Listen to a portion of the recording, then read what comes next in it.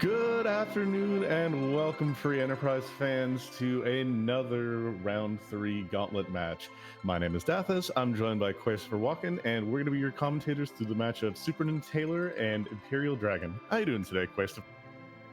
Happy working Saturday, everybody. I'm doing pretty darn good. Got ourselves a nice early Saturday afternoon match. So this is going to be, and these are two of our 0-2 runners at this point in time. So they've got a lot on the line, a lot to prove. Yeah, absolutely. If you want to make it so that you're guaranteed at least into the play-in round, you got to win the next three. It's got to be 3-2 to get there. So if they win here, they basically are winning for their lives at that point. But win or loss, runners are still giving us one heck of a show, as we've seen in pretty much every seed we've had played over the last 2 weeks. Exactly. And it looks like, just checking things out, we have got an old man start, but it's not the good old man, it's the bad old man. Hey, this is the good old man after you go and climb a mountain, not the good old man that just starts, fairly average. The nice thing about Telestart is that pretty much throws us to Ordeals as one of the very early plays that people are going to want to do. There's also the fact that D-Machine Grind is really immediately on the table if they find a Darkness Crystal early. Or even if they find Sirens and they find, again, the Darkness Crystal, they can just go right up to that King Ryu grind and do that. Their options are fairly open at this point. Well, their options are kind of open, but it's really going to depend on who Tella's partner is. Early on, if we get like a Teleridia, a Teleporum, the early game is going to be a little rough. That is very true. The nice thing about the latter of those choices, though, if you say find some bow and arrows, Porum can still work as a melee fighter. Not fantastic, but she's discount Rosa and she does her best. But yeah, Teleporum would probably be, I think, the worst of the starts. Maybe even Edward, if we don't find something like Dancing Dagger or something for him to supplement that with. Yeah, I was gonna say I would almost take a Tele Edward over a Teleporum personally, because Edward at least has options. Aside from finding a miracle heroine robe and a power staff or a decent bow and arrows, Porum doesn't really carry much in the in the offensive capabilities.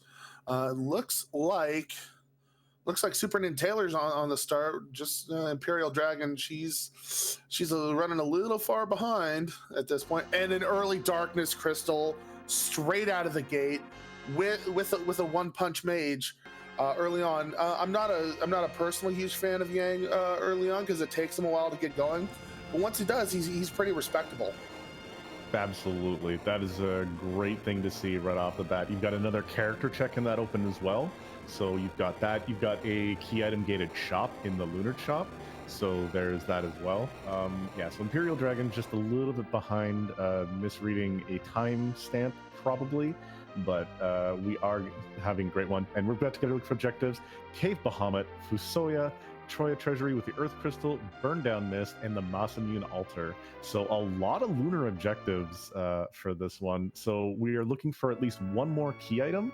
We could get for two more key items. We could get very lucky in that the Earth Crystal or the package could be a 2-for-1 there. But that is just the possible option of what could be there. We are seeing a King Queen Eblin, I think that was in the Baron Inn. I didn't quite see the character though. It was Rydia, and that was definitely King Queen Eblin. Yeah, so the first fight there, fairly free. The second one, on the other hand, we exactly don't know what's there. So what they're going to find in these items early on is going to be dictating the rest of the seed. That Ether 2 is really fantastic to see, though. It's going to start working with their the option of the D-Machine Grind. That's at least one little MP battery they've got, whereas Taylor is just going right to Mysidia, raising that whale, checking that character. Probably a really smart play. Yeah, definitely in early Darkness seeds, you definitely want to hit at Mysidia as fast as possible, get that free character, check that key item gated shop, because there you can usually get some pretty powerful stuff there straight out of the gate. Absolutely. And Smatey in chat pointing out the really nice thing about the telestart. You have access to blink and exit. Blink is really good if you have a few melee fighters and he's outspeeding the boss by a little bit. So that blink can do a whole lot of damage, or a whole lot of damage mitigation, better than basically Cure 3, Cure 4 at some levels. There's also the fact of Exit, which is a very, very highly utilized spell. It allows you to go and loot extra places. Like, for example, the back at Mount Hobbs is a really open option that generally has fairly highly weighted loot. We do have Imperial Dragon finally starting about the 3 minutes in, and Taylor is just running. Almost went right up the bat. I was going to say, this is a very early, very bold grind there, my friend. Yeah, I was gonna say that's early and bold, and it would not pay off for him, Cotton. Nah, but what could pay off is the Starsting's Crystal character. Again, the shop here is probably the thing I'm most interested in, because this is going to basically tell you what your early grind options are. You find a Siren here, and you get underground access. You can crack some eggs, or you can even, and yeah, there they are. So we have grind options open to us today.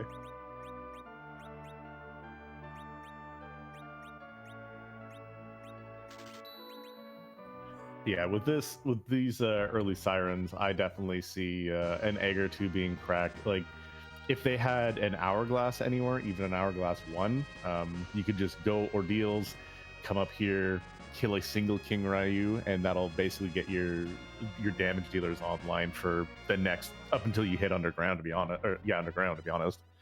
That infusion of XP is insanity. Yeah, that and XP is really what makes Yang good. Is he's not based on equipment. He's not based on anything except pure unadulterated levels. And we find Rosa on the moon. She's our moon friend this seed. So that's going to make things really, really helpful. She's good early on archer, and then converts to, she is Bay for a reason. Absolutely. He's very much a welcome character to see very early on. With this team comp here, as soon as you go back down to the earth, my big thought would be go to Hobbs, round out the rest of your team. Maybe even try and get this Rydia, because this is actually a pretty solid comp to get you through up into the mid game. Can easily even then crack that egg underground, or crack it on the top of Ordeals if you're really looking for just a quick infusion. Not the greatest place to use it, obviously, XP per Siren wise, but if you just want something that's going to be able to push you to where we can find underground access, if we say find a hook or something, then there's that. SuperNinTaylor actually doing something that's going to be a little bit better in our later flag set, not quite so fantastic here, but looting the waterway where you normally find Tell in the vanilla game. Finding a Blizzard Spear, not bad. This is a nice little condensed set of chests here, and little extra chests if you're looking for that infusion of items, which this team kind of sorely needs. Yeah, with this team, even with the early Rosa and access to the early archer class, we're still looking for a good quality bow, something better than the short bow. We've got some samurai arrows. Ooh, there's a power staff. That's what was needed, was that power staff. Yeah, I was about to say, remember that item that you were talking about we needed for Porum? Well, you know who's going to appreciate that just as much? Rosa. She's going to be doing a whole heck of a lot of swinging. Imperial Dragon going for another check that is mostly done. She's going and seeing what's in the Village of Mist. A lot of treasure chests here. And generally, the scene is fairly decent. Plus a weapon shop, so we could maybe find some dancing daggers, could find some better bows and arrows maybe, whereas SuperNinTaylor, he's doing the typical Damsian check. A lot with the Darkness Dragon, the traditional opening loot route is kind of thrown into disarray. But Imperial Dragon, she hasn't gone to the moon yet, so that's kind of weird. I mean, I don't know if I agree with it with such an early Darkness Crystal. I mean, that is just a free character to grab. I fully expected with that both players to run immediately to Mysidia and grab that free character. Absolutely, but the thing is with the way where you start, if you do all your looting in that area, say if you start in Baron, you loot your Baron, you loot your Mist, you loot Damcian, and then you pivot over to Mysidia, it could be a little bit better routing wise, so that way you get all your looting, then get your character, and then you just start jumping right into your key item checks. It's a little bit of a back and forth. Some items that we saw in the basement of Damcian, we saw an Ogre Axe, which I know a lot of our runners really highly prize that for both a weapon and for selling, as well as a coffin to go with the Siren. So if we go underground, one coffin, there's quick XP right there. Looks like SuperNinTaylor is gearing up, heading into the Mount Hobbs fight. And so, who do you want to see on Mount Hobbs? Are you hoping for that early foo, or are we looking for some melee tankage? Well, unfortunately, Fu will only be gated behind key items, so it won't be here. I'd be hoping for something more like a Kane or a Cecil here. Palom is absolutely a fantastic pickup as well, because like I said, if we get an early way underground, you just pop a Siren, use that coffin, and there's basically Quake within a couple of fights. But Palom is probably one of the best early game characters to be getting access to, because you get him one fight worth of experience, he gets his tier 2 spells, and he's going to basically wreak havoc on that overworld. Tier 2 spells, yeah, they do so much damage. Yeah, especially early on, and then early access to Virus, early access to Quake. All we got to do is just get him a little couple of levels, and we're going to release the Quacken. Absolutely. I know you prefer releasing the Quaken, but as we also notice, Imperial Dragon is picking up a Power Staff in Antlion Cave, so that's 2 Power Staffs in play. If you really wanted to, you could have both Rosa and Tella be smacking around. Also, a very coveted Ice Claw for Yang, one of the 2 really good claws that you want to see early on for him. The nice thing is he doesn't need a pair of elemental claws. You could have one of each element on his fists, and he will do both types of damage. So if you have the Fire Claw and the Ice Claw, you have that set done. If you have the Ice Claw and Thunder Claw, you have a whole lot of coverage, especially for the early game. SuperNinTaylor, Speed of Ices, gets rid of that nasty Rubicante and gets himself a lot of XP up to stop on his Palom. Imperial Dragon finding Luge at the Antlion Cave. So this is gonna set him back experience-wise just a little bit in the early going because of the split XP, and not exactly. This is one of those fights that I prefer to find later on because it tends to be a lot. It's one of the easier fights, but with this party setup, I'm not hating it. No, absolutely. The amount of damage you can get through here, no problem.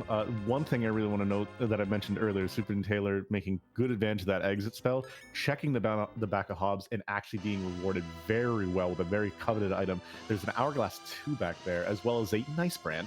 If we ever do find a Cecil, that's going to give him a great little bit of a power-up. Not one of his better weapons, but there's some fantastic loot back there as well.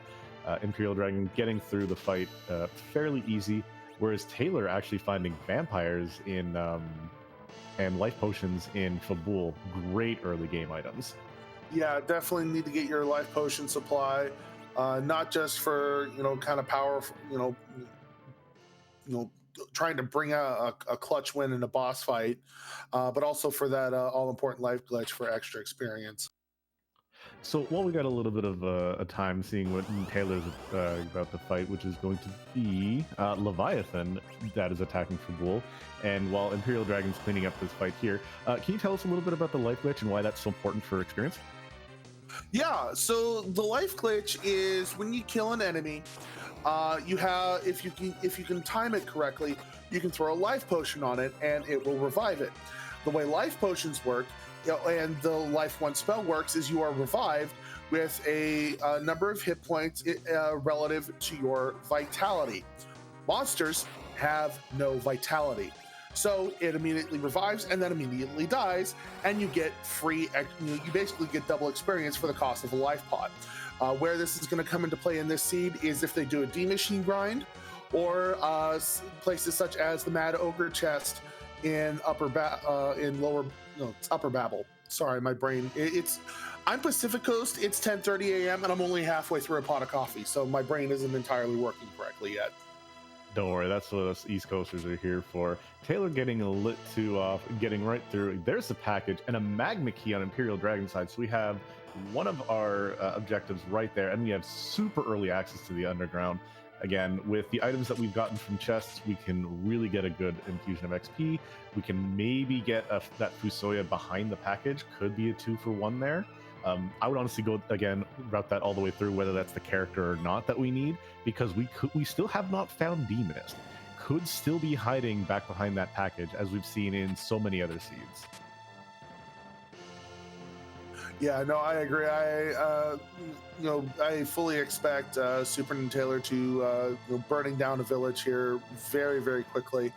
Not just for the experience, or not the experience, but the objective completion, but for that early character, especially to check who it is with this current party setup.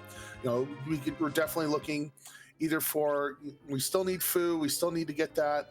We're also looking for another melee tanker, someone to soak those hits and not fall down like, I don't know, things I probably shouldn't be saying because they're bad references. Hey, no reference is a bad reference when it comes to Final Fantasy. So another thing I didn't notice is there was also Icebrand and Catclaw. Catclaw being one of Yang's better weapons to have in general. Gives you attack and strength and agility. No attack bonus though, still great buffs aside from that. So it helps with these multipliers there. And in addition, we are finding those, so with the Soma drops, so you can feed that into Tella. We might see some swag Meteos. Also helps it so that he can do yet another week if we do a D Machine grind or if we do a King Ryu grind. So it gives him access to another spell cast, since he only gets 90 MP and has 0 growth from there. Yeah, and it's less of swag Meteo, but depending on some of the bosses in certain places, Meteo might just be the key. Especially coming from a party like this early on. Yeah, your main damage is coming from your spells. When Palom gets his Quake, he's going to be doing a lot of the heavy lifting. Tella, Baby Fu, basically, can still help with a little bit of that heavy lifting and can still go and do some damage. Again, yeah, with that Meteo, he has access to Virus as one of his better offensive spells. But also noted, Mateo taking really good advantage of the flags here. Check the back of Fabul where the throne is, where not a lot of people really kind of check, and is rewarded with that cursed ring. So that is something that has done very, very well for him in that. Yeah, that can very easily set up Tella to be your agility anchor through the entire seed. Makes Tella kind of pretty viable just in that role alone. Absolutely, and Imperial Dragon kind of restricting SuperNinTaylor's steps, getting that Palom, getting through the fight, checking the back of Hobbs, and Taylor is retracing her steps and about to get himself this magma key down here as well.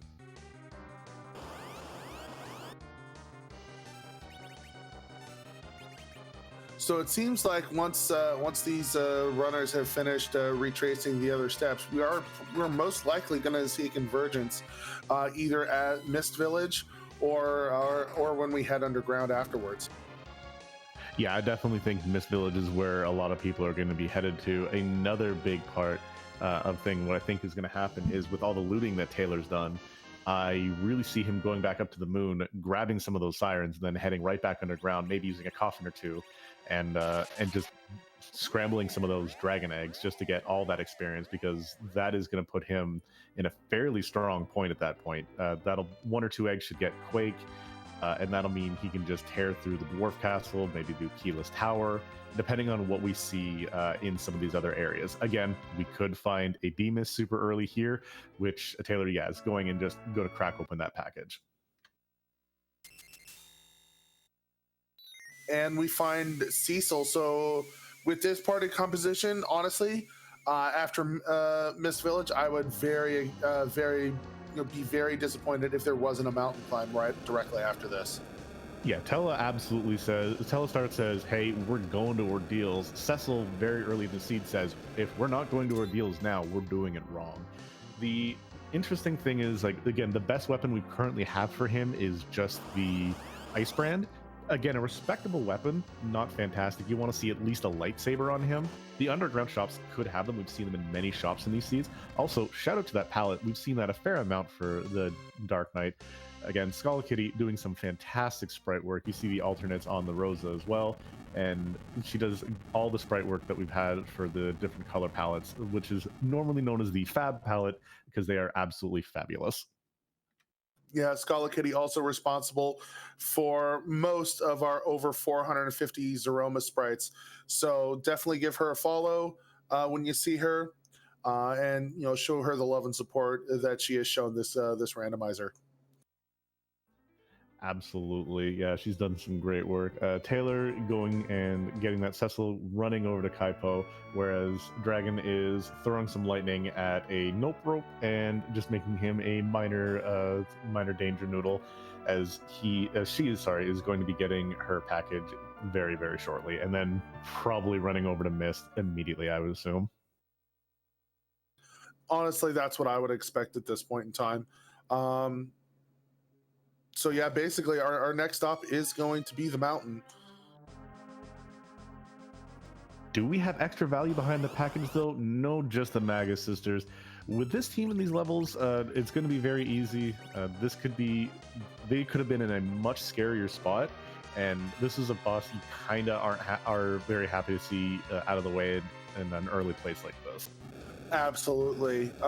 You either want to see Magus sisters super early or you want to see them super late. If you find them somewhere in the middle, they can definitely pose some severe problems. One of the more interesting places to find them in like the kind of early spot that is really bad is actually the Baron Inn. At the second fight, there's a lot of HP in that location, and the attack power is nothing to scoff at. So Cindy will do a lot with her damage, and the magic is really not much to even shake a stick at either. Those tier 2 spells still do a fair amount of damage. There's a Sylph spell though. If any one of our runners decide they want to go for that Rydia, she can perform as a very good damage dealer for free MP. Yeah, pretty good damage and free healing. I'm honestly surprised that that Imperial Dragon didn't try and sell off some stuff and pick that up, because with Rydia at Baron Inn, they're gonna do it eventually. And I would assume sooner rather than later. Indeed, and we see Imperial not going and cracking open that chest, but going right up to Mount Ordeals. Again, the smart play to go, knowing what is hiding behind that package. Going to have a Paladin right off the bat as opposed to a Dark Knight. And we are getting a Bedward. He is in 2 beds. Not only is he going to be giving us some music today, hopefully, he's also chilling in Kaipo. So I don't really see if either one of our runners gets the Sand Ruby picking him up. He could be a great agility anchor, but his time to shine has kind of passed. Unfortunately, we don't have the Spoon flag on, so he can't be the absolute DPS powerhouse, but he can still be a fairly strong-ish character. Yeah, honestly, for this particular seed, Edward is right where he belongs, and that's in bed. Absolutely. We have our runners. They are converging. They're probably going to high-five as they hang out in the first 2 bosses of Ordeals. Imperial Dragon's going to give us the look at where the vanilla Mylon's location is. We have ourselves the Baron Guards, though. Free fight, not one you're going to want to see here, but still... oh, sorry, these are the Kaipo Guards. Yeah, it looks like, we got officer and soldiers. So, not a bad fight. Something you definitely kind of want to see early. This is a place where you might see the life glitch come into play, but most likely not.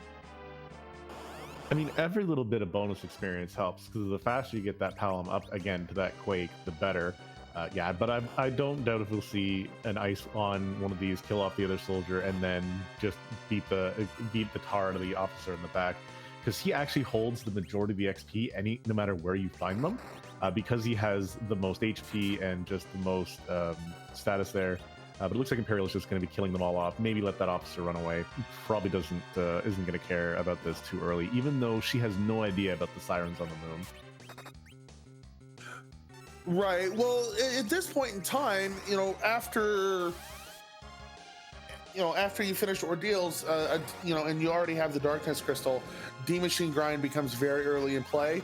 And with a Paladin Cecil and a Yang and a Palom and a Rosa, this is a Z team. This is something you can take against Zeromas. I would not complain about this final party. Absolutely. The only thing that you might change it out is when you get that foo, just change one old man for another, even if after you've done the grind, because Tella's agility will increase, whereas Fusoya's actually is just stuck at 20. So you know, especially with that cursed ring, you're looking at that is a kind of rude back attack. Dark Knight Cecil does less damage than what I thought here. I thought his attack power was slightly higher, but you're gonna get these 3 dark waves. This is a free fight you also kind of want to see later on, though. No, honestly, I prefer seeing Dark Knight Cecil early on, especially in low attack power spots, because he's just going to do his thing real quick, say his spiel, and crumble. So definitely one of those I prefer to find early on versus latter. Always nice when you have the commentators having a little bit divergent opinions on where you want to see some free fights. But yeah, SuperNinTaylor absolutely blasting through that fight. Imperial Dragon having more than enough HP to take the hits and gonna go in, take the safety save. The only thing that could be, quote, scary back there would probably be Mom Bomb. But aside from that, you could just go right on in, and yeah, again, Taylor's just going to take these hits. I don't think maybe Cecil will die, which again, Nobody cares. He doesn't need any XP anymore. It's all good. Unless he heals, Palom's going to die too, but it's not that big of a deal. It's not a metric ton of experience at this spot. The other thing that could be scary here in the Crystal Room is going to be, in my opinion, Wyvern. Just because if you don't get a character fast enough, you're going to get mega nuke to death, and no matter where it is, a mega nuke is a mega nuke. Absolutely, but instead we have a fair bit of French vanilla in this seed. We had Dark Knight Cecil outside. We have Mylon and friends inside. Mylon just figuring he wants to take a look at his reflection and see how gorgeous he looks before he gets burned down and sent down to the Hades. But yeah, again, not a bad fight to find here. Pretty decent tower overall. Artemis Bow is the only thing we pick up. No progression, but Rosa is going to absolutely appreciate that. Also going to help with back row glitching Paladin Cecil. Yeah, honestly, at this point, I would expect that Artemis Bow to go on Cecil. It's going to end up being the best option. That way, keep him in the back row. Keep him safe and just let him twang for big numbers. Absolutely. Arrow wise, I don't think we found anything pretty fantastic though. So that's the big thing. If we have anything more than just base arrows, we could be good. Again, he's got the ice brand. Not going to be doing a whole lot of damage from the back row. Missing a lot because he hasn't been glitched yet. But definitely going to be a decent amount of a frontline bruiser that he can be.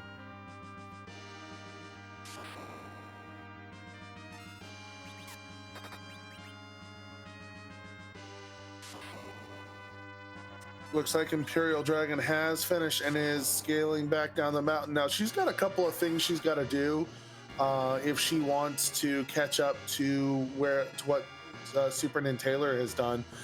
Most notably, is going to be burning that packet, or burning down that village with the package. And honestly, I would expect her to do that now, get her Cecil, and then either head underground or take out Baron Inn. Well, and the thing is, she also, as we see, hasn't raised the big whale, and I figured that would be what you do on the way. You're heading up this way anyways, get the big whale out, and then maybe come back and check that character after you've done your guaranteed objective. Or go up to the moon, see what's going on, check that shop, and if she will find the sirens there, that's something you're going to want to spend a lot of your resources on, because those sirens, having to do as few trips up to the moon is going to be as lovely as possible. Whereas SuperNinTaylor didn't really have the items to back up the shopping spree he probably wanted to do up there.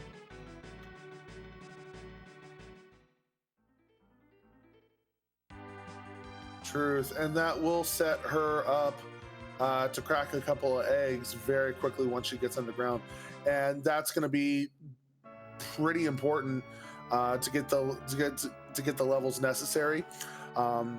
to make it at least a lot easier to do Dwarf Castle and possibly even Fey March bosses. Absolutely, and again, we haven't found where they are. We also haven't found Demist, so we could still have a Demist hunt on our hands at some point. So while we don't have a boss hunt exactly in the objectives, we may have one come later on, because we again don't know where our Earth Crystal is at all. We still need to find the. Actually, no, that's the only thing we're really looking for is the Earth Crystal. Then after that, it's basically look for where we can find other stuff. Starveils and Silkwebs for sale in Mysidia, though. Which both our runners are basically high-fiving as they run around and are going to be purchasing a hefty amount of those to deal with any Wyvern or Bahamut shenanigans in some crazy places. Yeah, basically Starveils at this point are going to be for either Wyvern or Bahamut. Definitely pick those up and make sure that you've got plenty for when you need them. Absolutely, and there's also the for Asura as well. You can pop a couple of Starveils, get Reflect on her, so she no longer heals herself as you are pummeling away at her major HP. Taylor, just going through a little bit of the inventory checkout here. He does have the pair of sirens he got is going to just do one of the hardest bosses in the game, inventory management in Free Enterprise. Yeah, there have been so many attempts to try and expand the inventory in Free Enterprise, but the coding just doesn't allow for it. So that continues to be, in my opinion, the third most annoying boss in the game, and that is your own inventory. All right, so then while Taylor is heading up to the Giant and Imperial is completing shopping percentage and about to get her Rosa, what is the first and second most annoying bosses in Free Enterprise then? CPU and Golbez, my opinion. I honestly thought you were going to talk about NPCs because they are the true end boss of and true annoyance of Free Enterprise. They're fourth on the list. Very, very fair. I will agree with you there. But yeah, we have SuperNinTaylor obviously going up to do one heck of a D machine grind. Has, I believe, at least that one Ether 2, may have some more in the some more down there. Not exactly sure what's in his inventory for MP recovery. But yeah, Imperial does some shopping, gets 10 pack of those sirens, grabs, I think she grabbed her, oh no, didn't grab her Rosa, forgot about that. Is gonna check that character and then hopefully maybe follow in Taylor's footsteps, but we're not sure here. To me, that would be the play. If you're not going to head underground at this point, and you're happy with your party, now's as good a time as any to do that. That all important D machine grind. Absolutely. There's been a couple of people who've had the thought of, if you're doing a D machine grind past the hour mark, you're doing it a little bit wrong. And I kind of agree with that. The earlier you do your D machine grind, the better. Because by the time you get the 10 key item mark where you start getting double XP, you're going to be getting, again, that double XP on anything you do. You might as well go get those sirens that you have in the seed and just go do King Ryu, Ging Ryu grinds there, or even Warlock grinds. Whereas Imperial Dragon actually doing a little bit of a divergence here, getting us a peek at Cave Bahamut.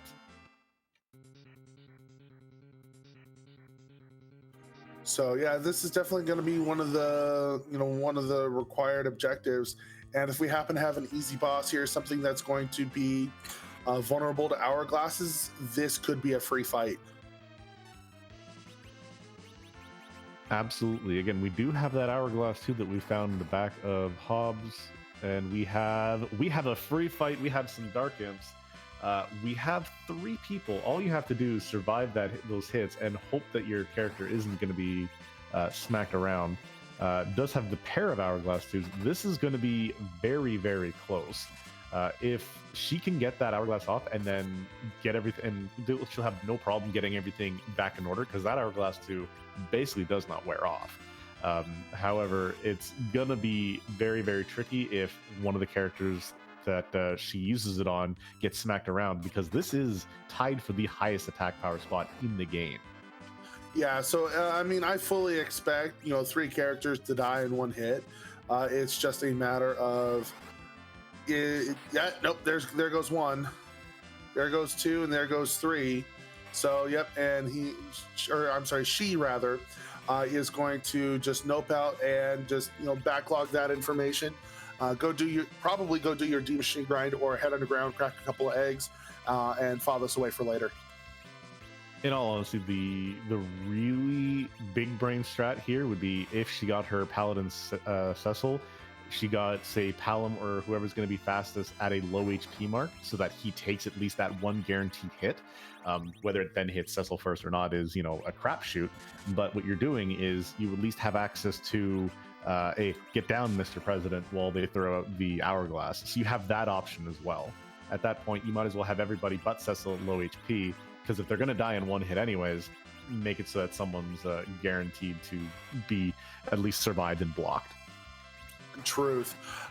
Meanwhile, SuperNinTaylor looks to have found his D machine fight. So while Imperial Dragon looks to be setting up possibly for an underground play, go ahead and explain exactly what this D machine is, what the setup or this D machine grind is. Explain the setup for it and the basic mechanics of it for us, if you would. Absolutely, I would be delighted. So the D machine grind works is that the searcher enemy here, they work as all the style enemies do. They summon up one enemy when they are left alone and they are attacked. There are two things that this searcher can summon up. One of them is a horseman, which is always our womp womp when we see that. The other one is a D machine or a machine dragon, depending on what translation you're paying. This also gives one of the highest XPs in the game, and it can be summoned over and over again. And as we mentioned the life glitch earlier, if you cast weak on it, which Tel is doing, you bring it down to single-digit HP. You then attack it, and then while it's dead, target it again, and then you get the life glitch going on, doing some of the most XP you can get in a single fight. Usually you do this for about, on average, between 12 to 14 D machines itself, because I know Rydia from level 1 to get up to the high level of Nuke needs, I believe, if I remember Invenerable correct, is 24 D machines. So you only need 12, because every one you have to divide by every one you're counting, it counts as 2, because it's 2 for 1. So that's what you do. It's D machine also only does one attack. It does, as you saw, fire, which all that is a HP percentage based attack. So you just toss a quick tier 2. As you see, it does 10%. Cecil takes 60. Everyone else taking around the 200-ish mark. Yang's taking the 80. No one's going to be taking a whole lot of damage. Tier 2s, Cecil himself is going to be healing up the heals. And this is basically what the fight is going to look like for about the next 15-ish minutes. Yeah, absolutely. It seems like it's not worth until you read that you're getting, upwards of 500,000 to 1 million experience points, depending on how many you do. And then you are just set for life. You breeze right through everything and not have to worry about experience. Really, the only thing that comes into play are those HP percentage-based attacks, such as the Alaskan Nope Noodle Ogopogo. Absolutely, and we see Imperial Dragon on her side. She's gone and she's grabbed the Earth Crystal. She's gone and grabbed the package character, getting that Cecil, and is going to be seeing the Magus Sisters, and very happy with that Cecil. But yeah, as also mentioned in chat, you want to get about each D machine gives 40k per, so you're getting about 80k per kill here. And you want usually around like 1 million XP is where your characters are stopping their exponential growth. So you're going to be wanting to do about 12 D machines, 13 maybe if you're feeling a little less confident. But after that, that's basically when you cut your grind, because the rest of the XP from the seed is basically going to fill up the last year levels if you even want to go further than that. And generally, especially for Cecil and here, he's going to be slingshot to no end. I would expect him, after 12 to 13 D machines, he's going to be in the high 50s, level 60 range. So if we find a hook and a pink tail, or an adamant and a legend sword, he is going to be rocking face.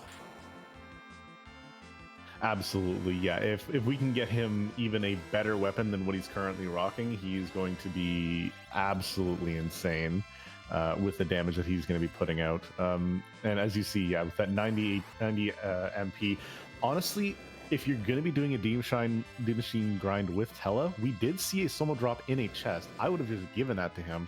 That extra 10 MP is one additional week that he can be casting, and then also allows him to have more MP to be siphoning off of his allies, because there was also a Lilith Rod available for that was picked up. So that is a free cast of the Psych spell. Could be filling up someone who has more MP, draining off them, or could just be draining it in general. But is, again, there are many different ways that you can go about this, is what you're basically looking for in different ways of keeping Tella MP batteried. Yeah, and this is one of those fights, especially at the lower levels, that you want to take kind of slowly. Make sure that you're maybe not topped off every single time, but you don't want to, this things can get out of hand very quickly, so you need to, proceed with the utmost caution. Absolutely. This fight can kind of get out of hand really quickly, especially if that D Machine gets off 2 or 3 at the same time. But usually you're sitting there with Tella ready to tab from the Searcher onto the Dragon, and then over there. There are actual cheeky ways to get it done, to the point where you could do multiple life glitches. If you queue up an Ice 2 on Palom and then get a life going pretty quickly afterwards, and then another on another, you could double life, which is known as double life glitch, because you get the commands input quickly. So one dragon counts as 3 instead of one dragon counting as 2. It takes a little bit to get the timing down. We've had Invenerable show it off on stream a couple of races ago, but it is something that if you get that timing down, it speeds up your grind exponentially. Yeah, and then every once in a while, you might get a little lucky and pull a triple life glitch, and instead of 1 for 3, you get, or instead of a 3 for 1, you get a 4 for 1. And then if you manage to keep that going somehow, your grind just becomes so much faster. Oh, absolutely. It's still very hard to time that down, because if you've got 3 people casting life, and you've already got the one casting weak and then the one doing the timing, you got to keep that timing very, very quick. Imperial Dragon, though, is checking that Baron in, gets through the King Queen Evelyn fight with absolute ease with this team. Rosa gets smacked around by Pale Dim, but this is going to be a fight that's going to be fairly free. It's just going to hit like a bit of a truck, and is very susceptible to melee attacks. Might actually be taking a reset out of this, though, with the way things are going. Yeah, this Snow Noodle, especially here in this slot is going to smack people so hard. But it's not a big deal if especially the casters die, because you're not going to be getting experience off this fight anyway. So Yang, Cecil, and Tella, as long as Tella can keep Yang and Cecil alive, this fight will go down here pretty quickly. Absolutely, and at this point, if Cecil has strong enough armor, what you could even do is keep everybody else at low HP and just have him tank hits and blink strats, and you could go along that way. But it looks like he's also the annoying thing about Pale Dim is that it absorbs all elements, but with weapon attacks you can't absorb their attacks.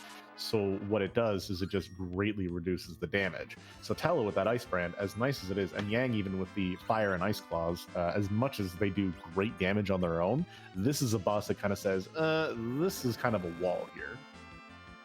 Yeah, and I'm honestly kind of surprised that we're not seeing Imperial Dragon pull a SuperNinTaylor and go for that early D Machine grind. But, divergence is divergence, and it is...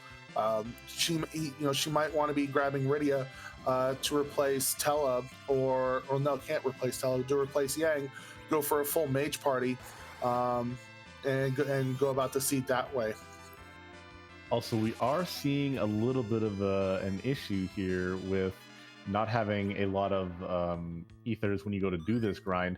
If you run out and you don't calculate your MP properly, Tella has to then siphon MP from somewhere, and he is trying to take it from his party members. Did get just enough from that 11 MP from Palom, but his team is very, very quickly running out of MP to do this. Thankfully, only Yang's down. The nice thing is you don't have to be alive when the enemy dies, just at the very end of the encounter. We are seeing the problem with what happens if you let a couple of those attacks go off, though. 2 fires, and then it does an auto attack, and it hits super, super hard. The failed life glitch because Rosa went down and couldn't get the auto attack off. Not life glitching this one. A little unfortunate, but to be able to keep your party alive, that's more important than the time lost by having to restart this grind all over again. Absolutely. Now he's just gotta figure out.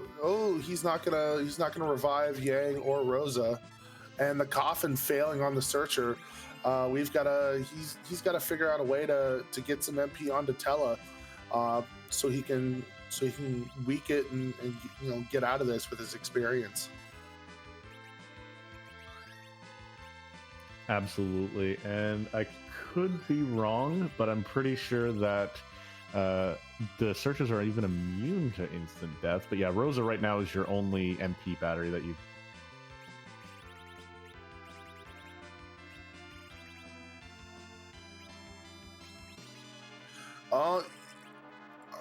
Are searchers immune to hourglasses? I am looking here. Searchers are immune to everything except tornado. I don't see anything about stop. They can be stopped, I believe. It doesn't matter because they don't do anything. So all they do is they say identifying a target. So what you can do is you can sit there as long as you want, and they will not do anything. They only summon when you counterattack them.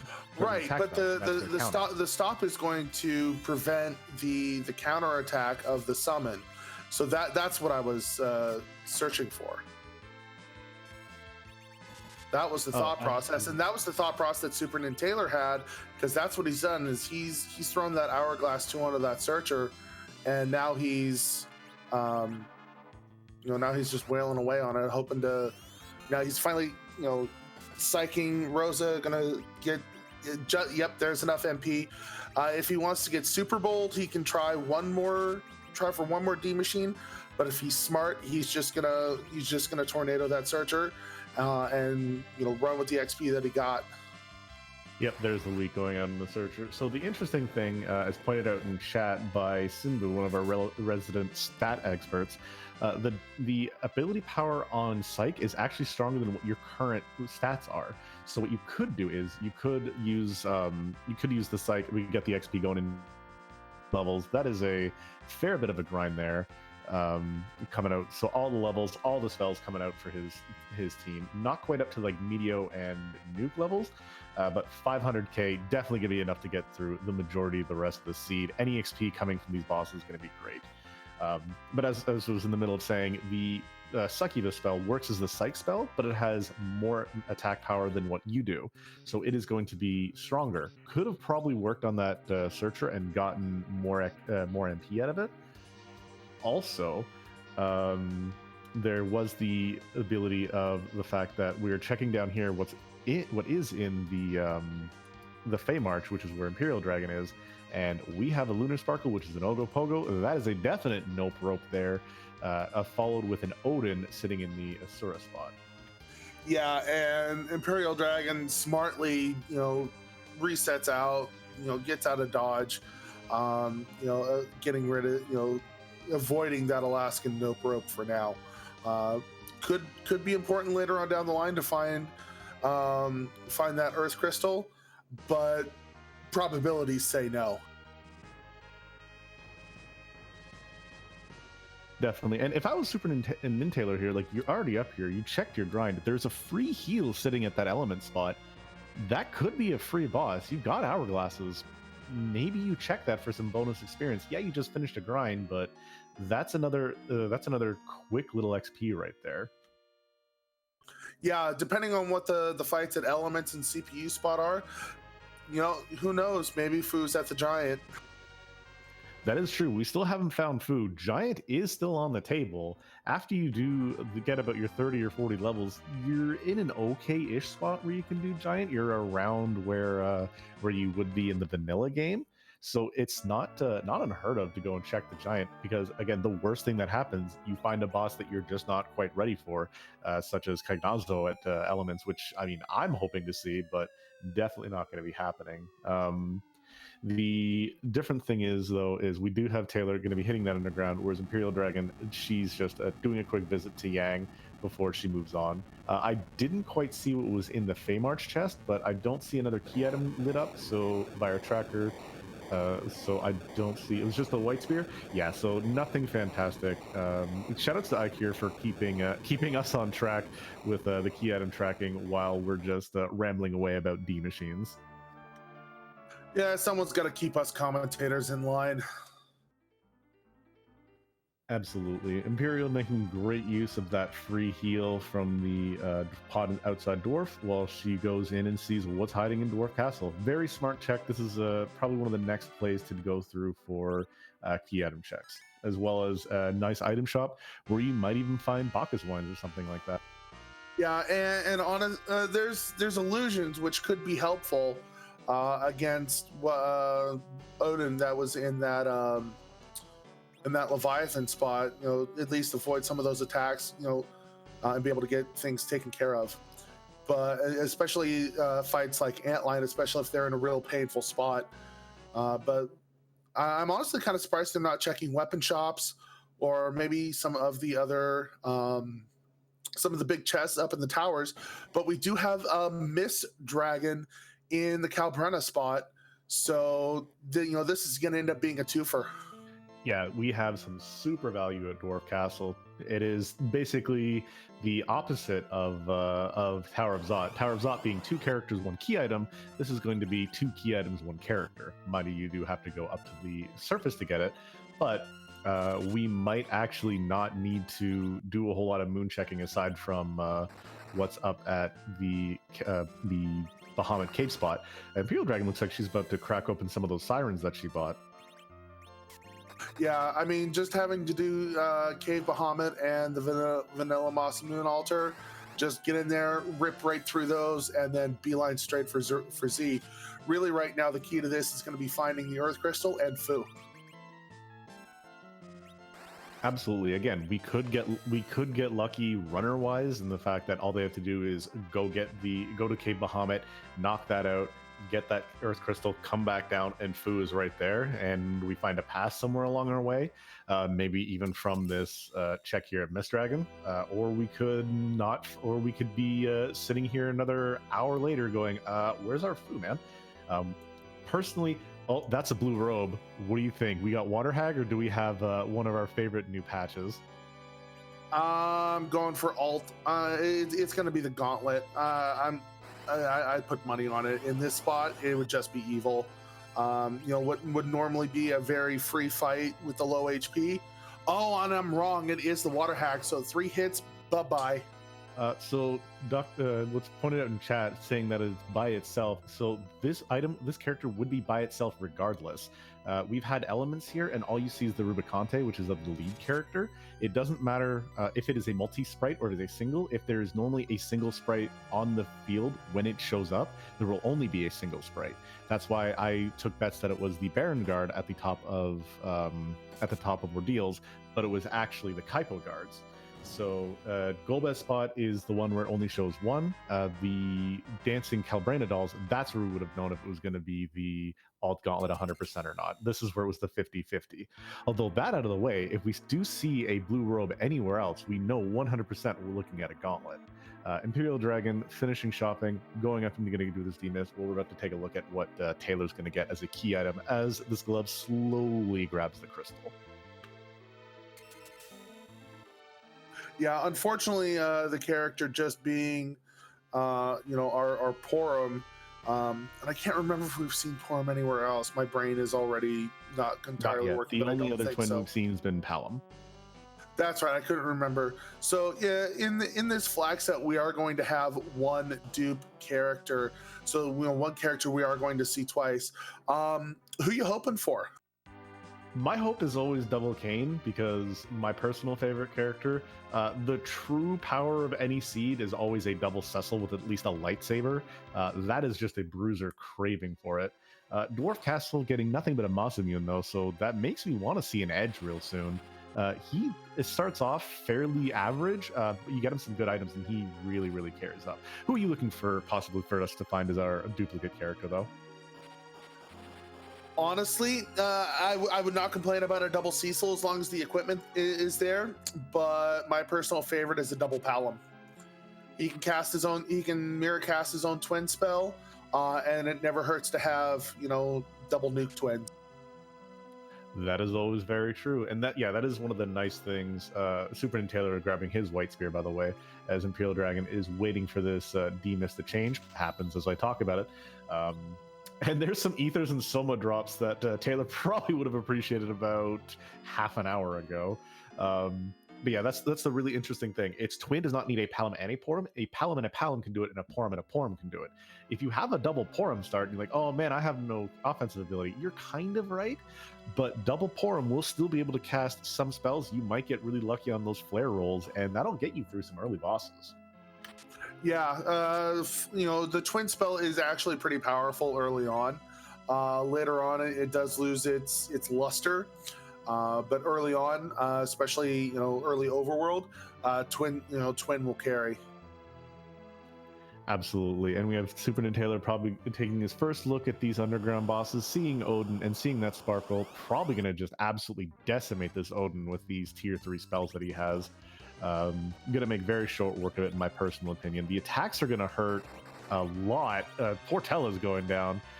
If I was him, I would actually direct cover that Palom right now, just to make sure that he doesn't take any damage. Or Rosa can just throw up some blink. Never mind, she's down. Yeah, well, Tella taking his rightful place, tanking the floor. But I agree with you. The play here would be to have Cecil directly cover Palom, and then just tank up as much as possible in that Cecil. Absolutely, and the unfortunate thing we see here is that Palom got hit, but didn't get hit for enough to go down. The magic spot here at the Asura location, I think, is fairly low, but this Odin cast will still hurt like a truck. The cheeky way of killing him only counts after his third hit.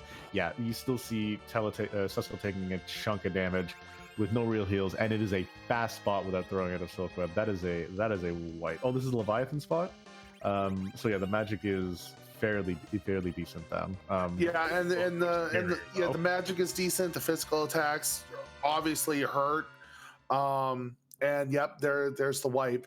So really, if he wants to take out this fight right now, the best thing he's going to want to do is he's going to want to blink up Palom, and kind of go from there. Yeah, he's going to want to blink up Palom, throw one of those silk webs, because I saw that he'd bought a few of them, as well as buying you see the 6 in his inventory. He's got those silk webs. He's got the ability to slow it down, and if you can keep Odin slow, you can recover from after he does that big Odin hit.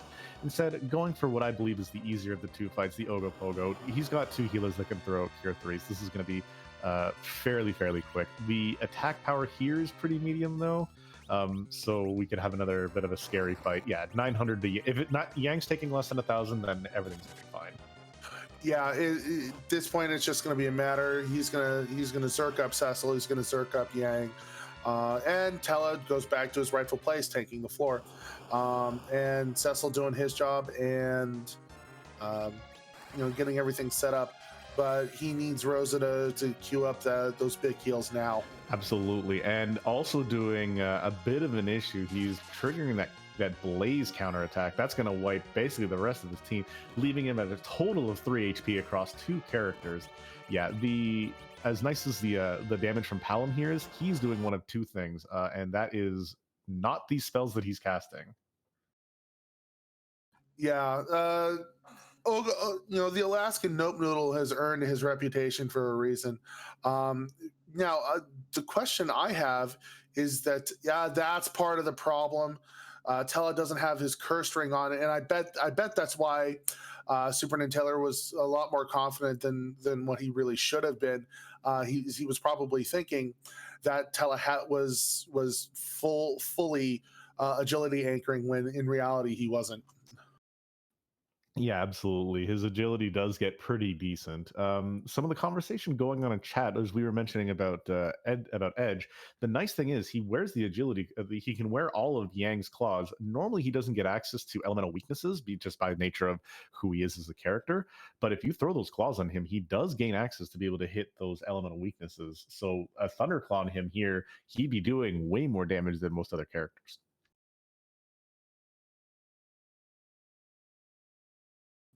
And we Truth. see and we see a bit of the problem of Tella as using him as your main healer.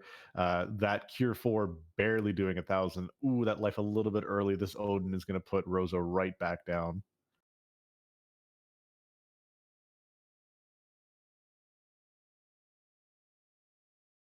Yeah, there's that Zantetsuken. That was just painful. Taking out the entire back row, and then the immediate two attacks just wiping everything out. So, SuperNinTaylor doing the right thing here is stop wasting time. Probably go, maybe go crack a couple of eggs, get a little bit more life. But really, I think the key here is going to be getting some better equipment. Absolutely. And the thing is he's got so many other checks to do. Like he's got this Yang check he can do. He can do Keyless Tower. He can do some of the other areas. What we've seen with these levels, he could just go right up to Cape Bahamut, knock out some places on the moon. We might not even need the Fame Arch. Whereas Imperial Dragon, on her side, she gets through the fight only rewarded with Crystal Bangle and a Rydia for her troubles. At this point, you could still kind of argue putting Rydia in your team, maybe over a Yang. But aside from that, yeah, this is what I expected. Yeah, unfortunately, Pinkia says goodbye at this point. Well, for Imperial, it's less of it's more of a hard decision. For SuperNinTaylor, he's done his grind. He knows, he's got his Z party. Absolutely. And mentioned in chat, and what I was thinking too is SuperNinTaylor kind of hasn't done a whole lot more shopping percentage since he's gotten his beginning. There are some Thunderclaws that are available for sale. He's going to check the demist, see what Rydia's mom is hiding, and we are rewarded with an adamant. So you kind of hate to see it, but you kind of love it, because if we find a legend sword, that is an Excalibur for that Cecil, one of his second best weapon in the game. So right now, useless. One key item away from being fantastic, and also gives us access to one of the best shops in the game. Yeah, that's the other thing I was going to mention is the Kokol shop is always loaded, always has amazing gear. Yeah, it's a little bit spendy, but it's always worth. Absolutely. And I've seen some personally really good items out of there. I've seen both Masamune Murasame, there's been ribbons in there, there's been Artemis bows and arrows. You literally basically anything tier 7 almost can be in that shop. I haven't seen personally crystal swords yet. I think that's the only thing I haven't seen in that shop. Yeah, especially when you go in there and you find Zeus Gauntlet power rub combos on an all melee party, you're just drooling at the mouth. Funny you mentioned that. I've actually seen that once, and that may have been the greatest shop ever. Imperial Dragon, though, top of tower, keyless tower, smart play. We see an Octomom where the doctor is, and we have Bahamut hiding behind where Rubicante would be. We're not taking that hook any further than the character, though, so we wouldn't see him anyways. Good to know that we don't have to worry about that level of shenanigans. Just still got Wyvern on the table, though. Yeah, and honestly, I would prefer to fight a Bahamut over a Wyvern because the Mega Nuke takes time to load with the Bahamut, whereas Wyvern it's just like, oh hi, Mega Nuke. Absolutely. And you see a little bit of a smack to Rosa. The attack power here, not too bad, 400, 300 or so, pretty easy. Whereas SuperNinTaylor is going to absolutely roll over this angry little danger rope. Yeah, quick virus, it's done. Whereas those lit threes on Imperial Dragon side doing very much work to Octomom.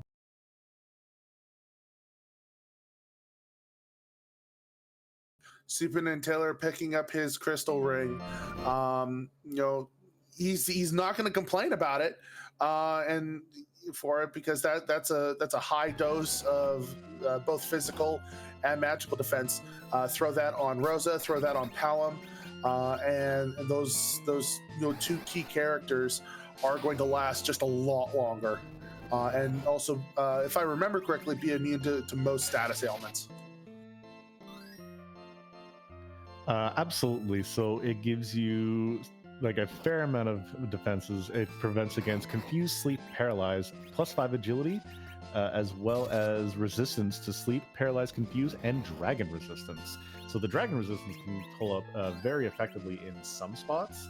We've already done a little bit of the D machine grind, so that kind of works there. The D lunars though will do no damage if we find them somewhere. But Taylor going up, visiting Sheila, saying, "Hey, I know where your husband is. I've got. Do you have a pan or something for me? Let's see if she's got something good." Yep, time to see if Sheila's got the goods. Oh, Yeah, music is on the table. So yeah, so definitely the goods, or at least the goods to make Chad happy. Absolutely. I'm always a fan of music, but then I always do enjoy pandering towards chat, because who doesn't want to hear what the music of the seed was? Could still possibly have the earth crystal behind it. We could have a vanilla, nice splash of vanilla with the French vanilla we've had. But again, with the levels Taylor has, I still don't hate the idea of him just going up, clearing out Cave Bahamut, and then getting that knocked out. But no, going right in and cashing it immediately on that Twin Harp, which is pretty smart. Whereas Imperial Dragon finds something interesting, getting that pass from the top of tower. That's a really interesting pickup. You get that, you go up to the moon, clear Cave Bahamut, and then maybe you don't even have to go back up there, depending on what you find. Yeah, it's gonna be dependent on what boss is at the Vanilla Masamune altar. So he could, or I'm sorry, she could go up there, get those 2 fights knocked out, do a little bit of a boss grind on the moon, and get her levels that way. And then once they find Fu and open up the in case the Earth Crystal is the troll this seed, once they do that, just march right back over to Troya and head up and fight Z, and not have to make the long walk of shame a second time. Speaking of marching and marching out, the Twitch, our lovely chat that we have going on, and our viewers who are going to watch this in the past are going to be riding a little bit. Unfortunately, SuperNinTaylor's audio has cut, so we are not going to be able to hear what music is going on. If he checks the harp, we'll know what song is being played. But at this current time, unfortunately, he's given us a little bit of the bait, and we are not going to be hearing what song is played. A little unfortunate, but chat seems to be in a bit of up in arms, and I don't disagree with that. Sad Chocobo. And again, big shout out to our boy Jofes Manho, who's our restreamer. He's doing a fantastic job keeping the audio balanced, making it so we can hear these things. It's not his fault. Don't blame him. We all know it. There's a lot of us who've done the restreaming. We know what it's like, but it's how it always happens. But again, he's doing fantastic work. Shout out to him and Ikir, the guys who are working behind the scenes, so that Warkin and I, we can just do the gift of the gab and chat around while you guys watch and listen to us. But those guys do all the really hard work. Yeah, make sure to give them a follow, show them your love and support, because we may be the voices of this, but they're the ones in the background making everything happen. Also, yeah, it looks like Imperial has picked up that Twin Harp as well. So chat, all is not lost. We do have Imperial Dragon's music, so we will hear the audio from that side. Thankfully, sadly it's only going to be the one rendition of it, but we are getting the option of both.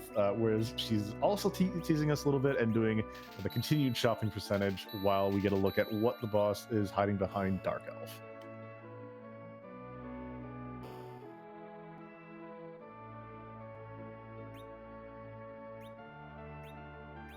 Oh, Super Nan, you jerk face. Anyway, not even bothering to check the harp, but we do have an antlion here at the Dark Elf spot. Not a horrible spot for it. The attack power isn't too high, and he's definitely got the levels, so we can, the counterattacks aren't going to hurt too bad. The regular attacks aren't going to hurt too bad. And even Fire 3 going through and doing pretty respectable, damage considering the super high magic defense that comes with this spot. And SuperNinTaylor just burning through it super quick. Now, got to check what that crystal or check what that key item is. Absolutely, and we have a Baron key. That's another key item and a character check. So some value in there, and we have Luffy's theme from Luffy and the Fortress of Doom.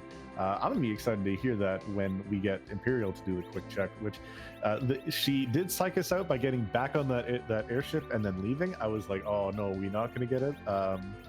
But we do have another rabbit hole going down with the Baron key. I do expect Taylor to just check that after doing a little bit more shopping, though. Yeah, SuperNinTaylor redeeming himself, checking the harp, giving us what our telling us what our music is, even though we couldn't hear it because of the audio issues. But yeah, he's probably gonna shop just a little bit, and I would expect him to continue the rabbit hole down into Baron sewers. Absolutely. Again, the thing is, we haven't found a good weapon for Cecil. If he goes and checks that Baron shop, again, gated by a key item, is weighted to have slightly better gear than what's going to be in the regular overworld. So we do have the possibility of him finding something nicer. Looks like he's just going to go right on down to the sewers, and he wants to know what's up in Baron. Don't disagree with this. An Ice Branch Cecil is nice, but it is going to be a little bit struggling when it comes to fighting the actual Zeroma's fight by comparison to some of the damage he could be doing.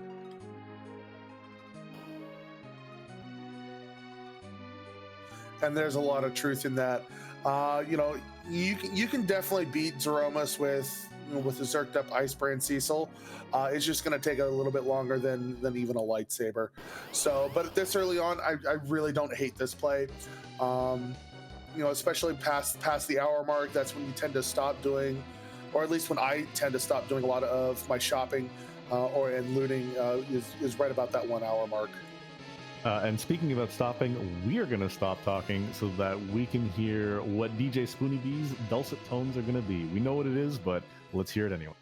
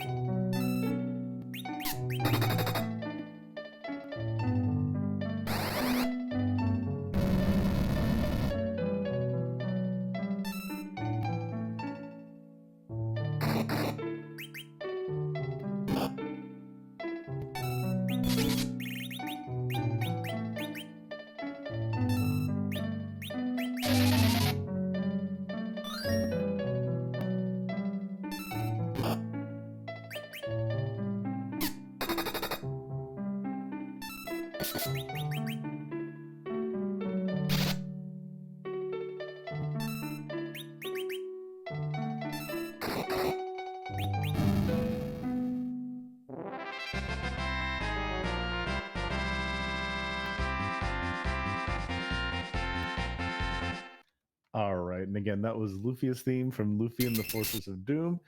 We did see on SuperNinTaylor, we did get that vanilla Baigan with a semi-French vanilla element. We had Mylon Z in Cagnau's spot, put down really quickly by those Fire 3s. Imperial Dragon grabs her Baron Key, and we had the duplicate character of the seed, which was a Rosa. So, as nice as it is, don't need the second one.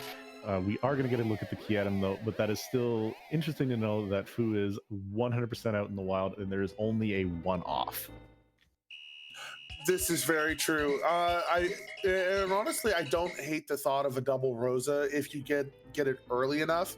Like if he had gotten that Rosa before he had done his D machine grind, that could be very powerful. Plenty of healing plus that holy spell.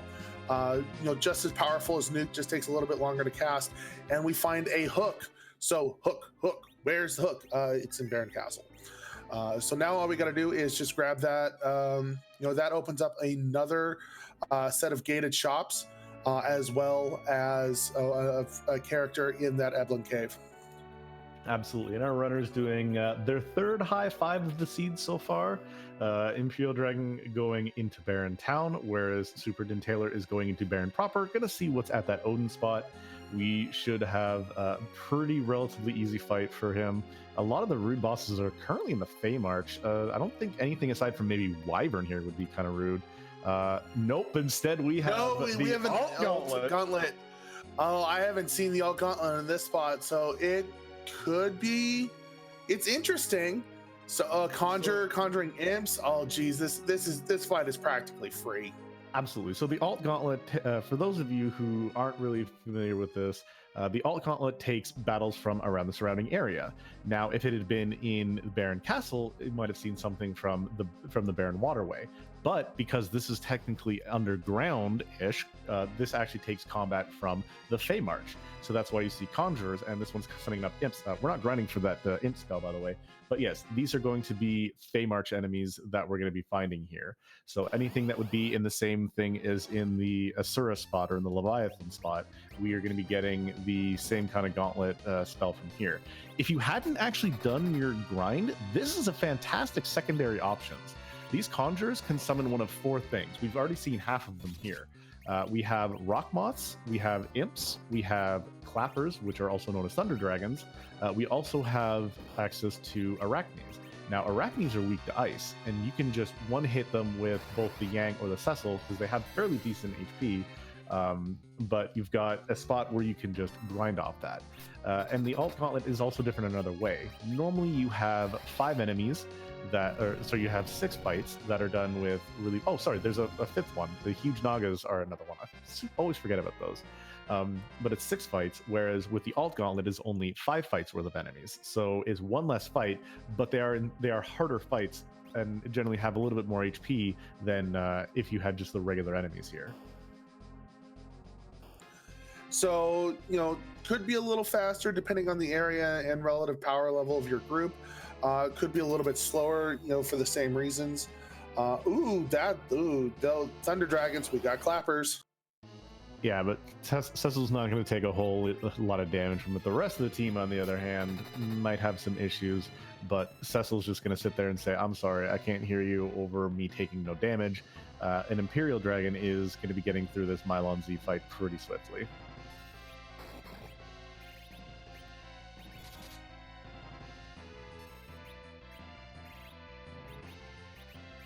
Yeah, you see everybody else taking a whole chunk of damage. Cecil definitely has something that has some elemental resistance on it, or else he'd have been taking even more from those blitz attacks. Yeah, I think he has a diamond something or other on him, which is going to be the item that carries that lightning resist.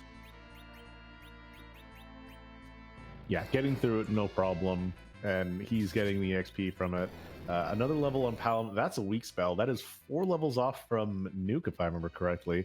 And a solo clapper last one, so he can just weak this one down and someone smacks it for a good quick win. Oh, but Rosa takes a last-minute blitz and Tella just heals from it and goes, ooh, thank you. That tickled. Please do it again. So Tella's definitely wearing something that has lightning resist. So the Curse Ring does 2 very important things in this game. What it does is it gives you -15 to all your stats. What it also does is it gives you, it takes your anything element you resist and instead makes you absorb it. So if you absorb every single element, if you resist every single element, you then absorb it. Doesn't get anything besides the Protect Ring and some levels out of it. I'm honestly surprised he didn't just straight reset out of that check, but still, a Protect Ring is pretty good. The alt gauntlet, though, not in one of its scarier places, but that is still a fun place for it to be.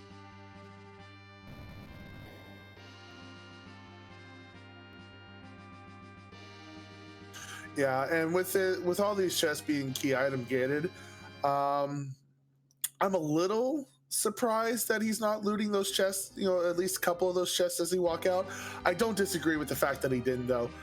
Time is of the essence here, so he's going to go up, pick up his hovercraft, and he's going to check and see what is in Eblin Cave. Absolutely. And actually, Simbu pointing out in chat, the Sorcerer Robe has lightning resistance. I honestly never knew that. And probably one of the only ways, aside from rings, which he can't wear a curse ring and another ring, for him to get that elemental resistance, because he can't wear lightning tiaras, and I'm not sure he can wear luminous robes. Don't quote me on that, though. But yeah, we have both characters picking up their hooks, and both characters, again, about to do a lovely high five down here in Eblin Cave while they go and check what character is. Just silence and lunar staves here. I say just, but still great weapons. And still nothing fantastic for Cecil to be using though. Yeah, that's kind of disconcerting at this point. And with all the at this point, I'm really surprised that SuperNinTaylor isn't picking up at least some of these chests, trying to find either a lightsaber, a rune axe, something better than an ice brand for Cecil at this point in time. And there's Fu. Hook required, music required, Seed. You'll love to see it. So we have Fu. We do see our Bahamut. No one's gonna see him. So yeah, that's just how things are going. We have our Fu. We are in just searching down for one key item now. We have the Cave Bahamut that can be completed. We have Boss Immune Altar that can be completed. We need to find an Earth Crystal, and then we will be in go mode. So right now, here's the question: is are we going to ditch Tella for Fu? SuperNinTaylor's thinking about it, and he does. He takes Old Man 2.0 over the original version. So I agree with this in one main reason. You are getting basically the same kind of character. The only difference is you're getting 110 or 100 more MP on the Fusoya versus the Tella, and you're having way more exponential MP growth as well as better stats. You can actually have Fusoya dodge nukes. I've had this happen. He's dodged nukes, like the counter nukes from Zeromus. So he is overall just a better version of Tella.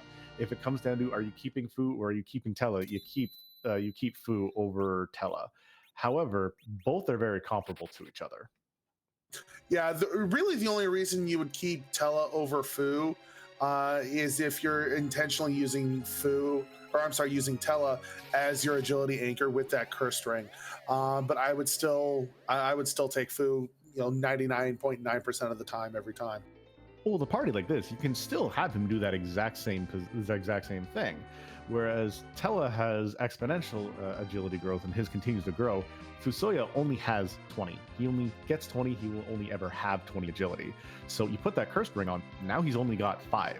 So you have an anchor that his agility every single time you have him. It's not like, oh, does he have 26 agility? Or maybe he'll have 24 agility at this level. No, he just straight up has this agility and that's it. Which is one of the reasons why I like Fu a little bit more than Tella. Yeah, and Tella has served his purpose. He's done his, he got everyone through the D Machine grind. He served his purpose. It's time to let him retire. Absolutely, and that's why I like Tella early game versus Fu. Tella, you can guaranteed get your spells at ordeals, whereas Fu, you might have to fight some extra bosses. So like with this start where we get a darkness crystal really early, and we only had to fight I think like 4 or 5 bosses, Tella has right access to it. Whereas Fusoya, you're playing a crapshoot game. Does he have it or does he not? But at this point, it's one of those back and forth things. Taylor going up, gonna go see what's chilling out in the moon. Get us to this Dark Imps. Casting Quake, I still say Stone would probably be a bit of a better cast here because they are not afflicted with the boss bit. Yeah, without the boss bit, you're better off. Both Palom, or at least hit him with a weak with Palom, and hit the other ones with Fatal from Fu for a much quicker kill. Absolutely, an Imperial Dragon going and seeing what's in the basement, finding the adult Gauntlet as well. Might have a little bit more trouble since she doesn't have the levels that Taylor does, but still probably gonna have not a whole lot of issues after getting that foo first. So probably just nuke those clappers and make short work of that Thunder Dragon. Yeah, it's really going to be the end to fights in this alt gauntlet that's going to cause the problems for Imperial Dragon, the Conjurer with the Clapper, and then the solo Clapper itself. And we find a Sand Ruby at Cave Bahamut. So, unfortunately, the only value in Cave Bahamut today is going to be that objective completion. Yeah, absolutely. Cave value, only valuable in that one way. Sand Ruby, we know it's Bedward. We are not going to be grabbing that. Neither of these runners, I believe, do Eddy strats, so I don't see that happening, even though we have everything we need for it. We have a Foo, we have an Eddy, all you need. But I don't see that happening anytime soon. SuperNinTaylor probably just going to go right underground, hit that Mausoleum Altar. You could get lucky for a 2-for-1 there and get the Earth Crystal. But aside from that, it's we're now on a key item hunt. The moon's probably gonna be full cleared. Yeah, at this point, that's what I fully expect. So that pass is going to come into play for Imperial Dragon. When she completes that. So and SuperNinTaylor may have to do the double dip of shame.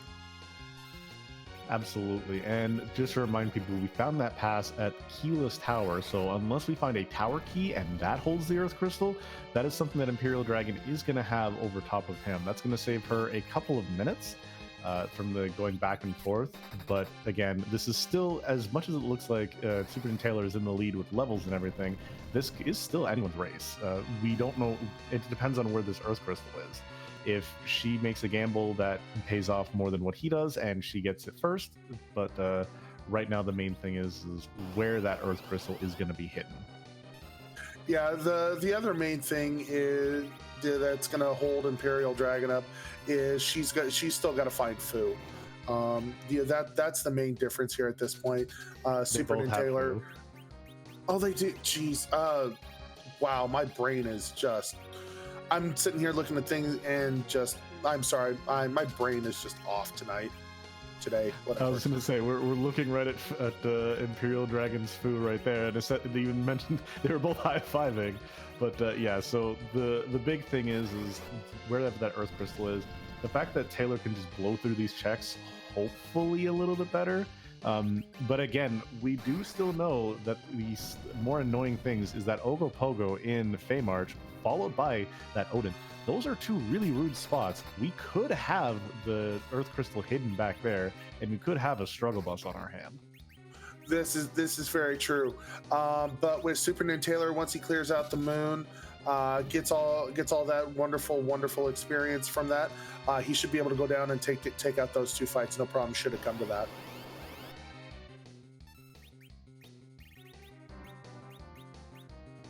Absolutely. Imperial Dragon on her last clapper fight can get that knocked out. No. This is going to be a fight. No. Oh, this is not what you want to see at this spot. He's going to beat it. It's not going to be a huge issue. It's just going to be annoying. Absolutely. That defender node is going to be doing a whole heaping a lot of work. The attacker node only does percentage-based HP.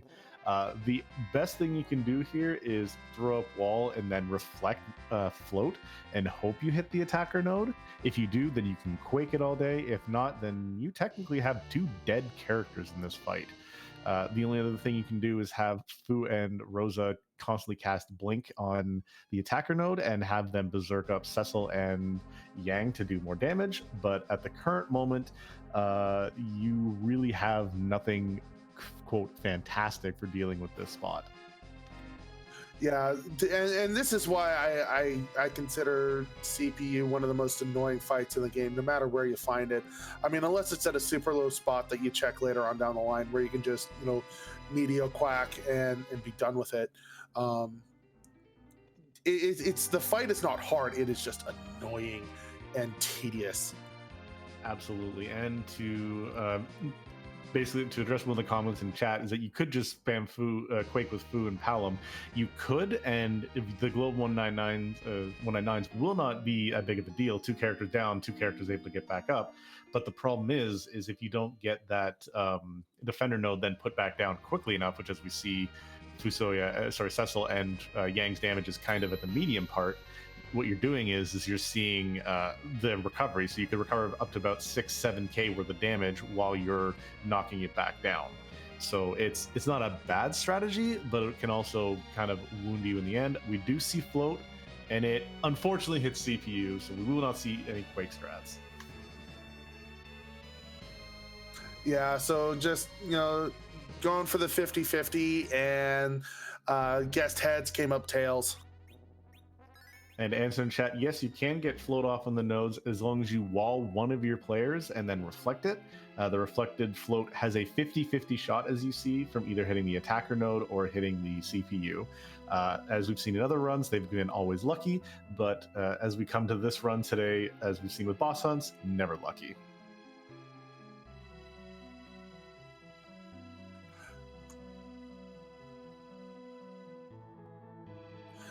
And we see Imperial Dragon heading back up for that Dark Imp spot. Hopefully, got enough characters, got enough, Hourglass 2s, should be able to get this off and, have a free fight, lots of free experience.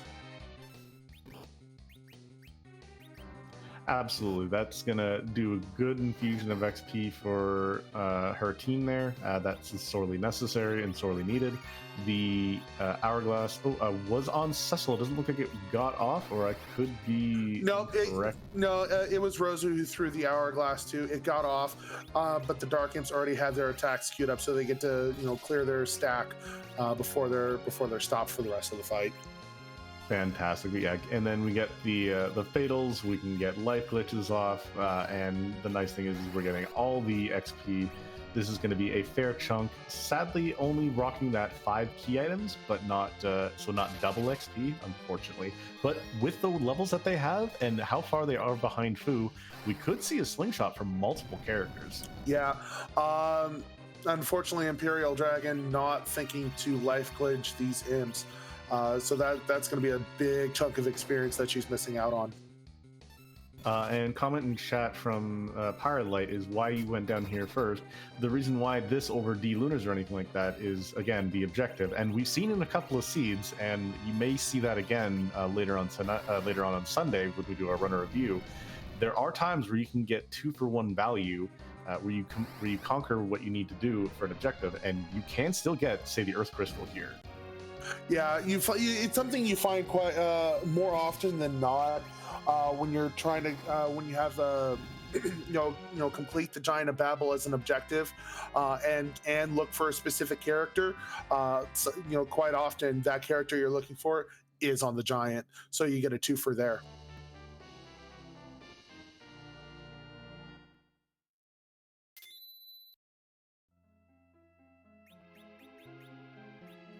Imperial Dragon getting to that fight, getting her own Sand Ruby, getting a few levels on some of her team, exiting out with Rosa, and interesting to see where she's going to go next. I think she might do the same thing as SuperNinTaylor, probably check the Lunar Subterrane, but there's also the possibility of grabbing a couple more Sirens and getting some of those King Ryu fights. That's still a fair bit of XP as an alternate to the D Machine grind. Yeah, and it's going to be a lot easier at this stage of the game. 100 and even 90,000 experience a fight is nothing to sneeze at.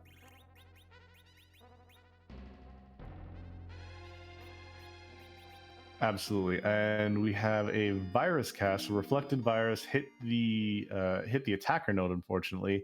So we are going to see some Globe 199s out and see who goes down. Fu's being the first target. Second target, I'm going to say, is going to be Rose. No, I'm going to say everything goes south from here. He's going to try and quack it up, but it's going to be too little, too late, and everything's going to come down. And I called it. Absolutely. Quack down. So there goes all of the bluffs that he went through, unfortunately. Which is unfortunate. The really big problem is that he no longer has those bluffs, so he loses all of that work that he's done to raise up all his stat points. The even bigger problem is the defender's back up and has already gotten off 2 heals, and that's over 6,000 HP that has been healed to the CPU. So this fight had just gone straight south super quickly. Absolutely, and this is again why I don't believe in doing the holy quake stats unless he's done the math and he's like, okay, it's at this HP, I could be able to do this here and there, but at that point, yeah, you took a gamble, you lost the amount of time that it took to get that 6k plus down, and this is what I was saying. So that's what 4 attack rounds from his 2 fighters. At least, and with Cecil on the ice brand, it's probably closer to 5 because Yang's the one who's doing the damage right now.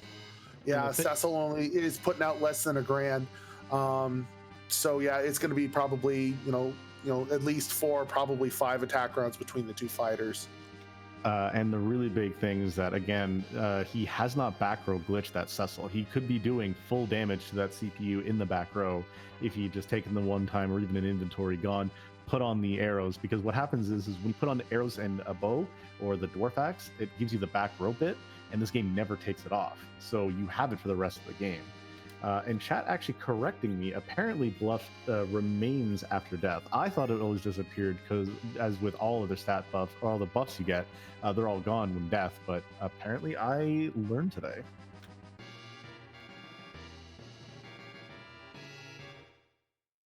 Fu testing the wall on CPU with a psych, and unfortunately it reflects off and hits Rosa, draining her of all of her magic. So that's your healer no longer being able to heal without spending those items, those ether ones that he picked up. Absolutely, and he's taking another shot at the 50-50 reflex. So far has lost it twice, has given Imperial Dragon actually this time to catch up, and they are kind of sitting side by side during the fight. So this is gonna be a little interesting, to be completely honest. He wins that 50-50, but only for about 3k damage. So, but the important thing is that the vampire, the HP drain, is now on the CPU, so that will help things catch up a lot faster. Absolutely. Again, the damage from the lower level Yang and the lower level Cecil, I don't believe she's done the back row glitch either. We're going to find out here in a couple of seconds. But yeah, you can see the huge damage difference. SuperNinTaylor finally gets through that, but yeah, it's going to take a while to get them. Yeah, he won the 50-50 nuke gamble, and that cleared off the CPU, a reflected virus, and that's going to take off the attacker. And that is the Masamune altar for SuperNinTaylor. Yeah, and here's where we get the high level stuff. We got White, we got Medio on Nintaylor's side. There's the twofer we were talking about. And then Imperial Dragon does take the reset, went and checked one of the other rooms, found a Valvalis, and reset right out. I absolutely agree. But yeah, SuperNinTaylor getting that 2-for-1, going to be exiting out and running right down. Yeah, so at this point, this race is now SuperNinTaylor's to lose. He's got the levels, he's got everything. All he has to do is do is go open the Troya Treasury, GTFO, and pull the double dip on the lunar subterrane. But the thing is with the way that your gear currently is, I would actually still go and check the Troya Treasury, because the best weapon we have on Cecil is an Ice Brand. That's nothing really great. You might find a light sword down there. You might find some cat claws for Yang. You might find some better gear just in general. At this point, you're kind of like, you've got a team. They've got the HP and they've got the power. Callum needs them to level or two, but you're still lacking a little bit in that offensive oomph right there. This is true. So, what he may end up doing is on his second descent into the lunar subterrane is kill off those bosses, see if he can't get lucky on some drops, grab those last couple of levels on Palom, and then get him to nuke status, and go from there. Absolutely, always get nuke. If you're going to be going with a reflected character, always make sure you've got nuke to bounce back and forth. But there is still, like I said, the chance of finding maybe something half decent here, or again that little bit extra levels. Whereas it looks like nope, he's just exiting right on out. Not a wrong call. I still say there should be a check somewhere. Maybe even go back underground and check the shops before going back up. I know this is like the race situation, but every little bit of damage could save that little bit of extra time, depending on what you find. Yeah, but you gotta figure out is the time you save from grabbing the equipment going to be worth the time spent trying to find that equipment? Like if he had gotten the Legend Sword up there, definitely worth it because that Coco shop carries such high value equipment. But in this particular case, I actually kind of agree with it. Just noping out of the Troya Treasury, do a grind walk, kill off the bosses, hope to get lucky there. That's true. Simbu pointing out in chat is, Fu, Palom, Rose is going to be your damage. Apparently nothing really in the shops that'll give you advantage of time.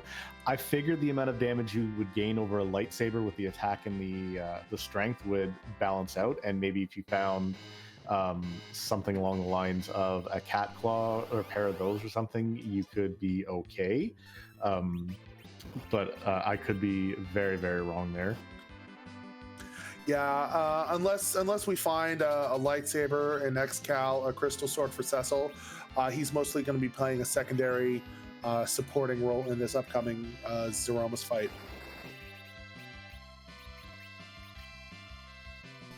Yeah, and Imperial doing a little bit of that grind, getting that the King Ryu grind going with the hourglasses, getting that little bit of extra XP.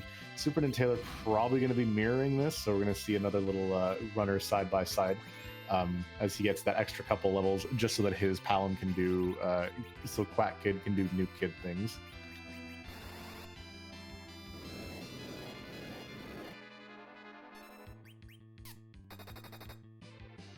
SuperNinTaylor bypassed the Murasame spot, so at this point it stands to reason he's going to do it, and he did. He's bypassing the crystal sword altar, so he's just going to go with what he's got, and it's going to take him a little bit longer to kill Z, but the time he would have saved, trying to get lucky, he's going to would not have been worth the additional time he spent trying to get lucky. That's still gonna be fairly bold in my opinion, considering he's going with his team as it is, not having that full reflect. Going to be worrying about reflecting those viruses or maybe even Quake. Gonna be a lot less damage than if he had just gone and grabbed those extra 2 levels. See how things go. Whereas Imperial Dragon finished up her mini grind and is going to go check the D-Winner spot, which is Elements. Not a bad fight to see up here, to be completely honest. Nah, super vulnerable to fire spells, super vulnerable to nuke. At least while my Lunzi is the sprite on the table. Definitely could be something that you could take care of super easily. We do have NinTenTaylor doing that final walk down. Now, there's a lot of things we randomize in this run. We have bosses randomized. We have key item locations randomized. We have sprites randomized, how they look. One thing we can't randomize is Zeromus. He's a little bit too fast, he's a little bit too strong, and he's a little bit too, big bangy happy. He's a little too crazy. We can't throw him anywhere else, so we leave him in his vanilla spot. But there is one thing we do like to randomize, and that is what he looks like. We have something over about 450 sprites in the pool. You guys have already in chat got your Z flags out. Christopher Walken, can you tell me the one question we have to ask our people? Whose butt are we gonna kick tonight? Fantastic. This team, again, still a little bit low level wise, but if he does it, it's going to be absolutely fantastic. And yeah, we do like seeing the different sprite work. If you guys got a favorite, throw it out in chat. Mr. Warkin, do you have a favorite Z sprite you like seeing? Kefkamus. That is fantastic. I still say my favorite that I haven't seen that I want to see Clippiness.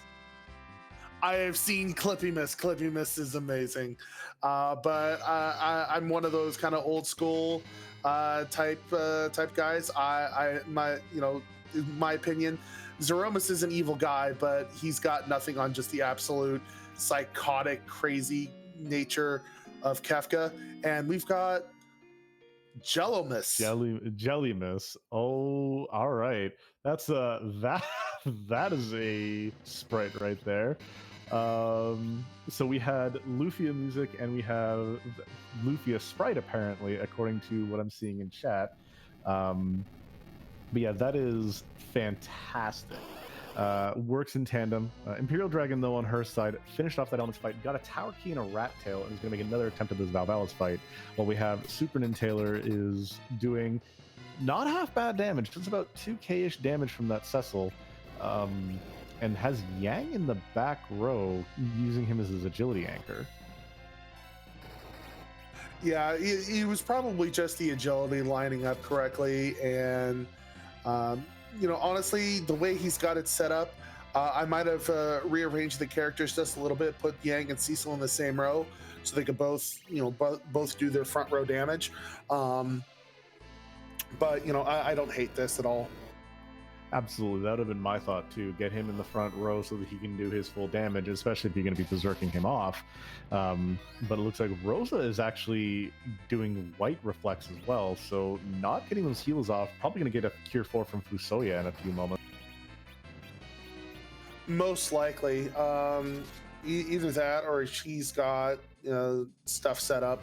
Otherwise, maybe planning on not seeing another Big Bang for the rest of the fight. Or at least that's what he's preying on at this point in time. There's a Cure 4 coming out from Rosa this time. One to get that reflected nuke, reflected white. Probably going to cast nuke with Fusoya to nerf this next Big Bang.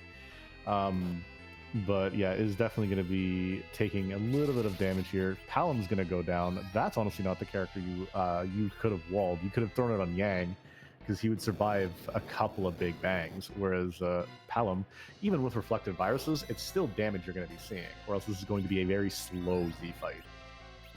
Yeah, and there's the Big Bang, so kind of hoping and praying that Palom survives, but it's not likely.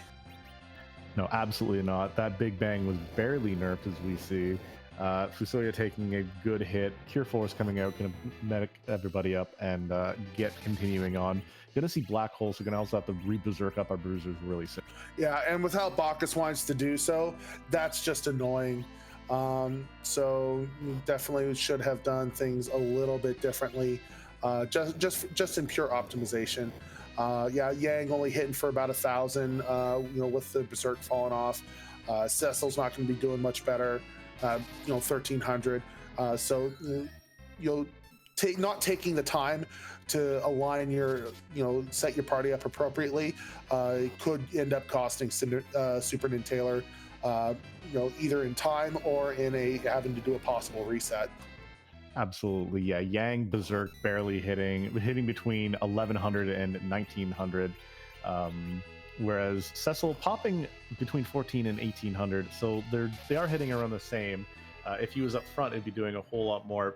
Throwing another Star Veil on Rosa, still trying for those reflex strats.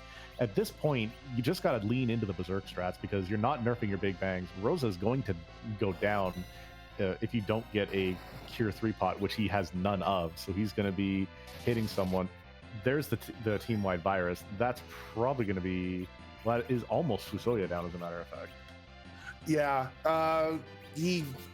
like I said, not taking the minute or two to properly align your party is going to cost him. Getting a reflected nuke off, hoping to at least stave off another Big Bang, but this is going to take a minute. Absolutely, and again, Rosa is definitely just going to be eating dirt here, which is the big problem. Black Hole does make it so that she has the possibility of surviving when Fusoya comes up, just toss a Cure 3 on her, but is going to make it very, very rare.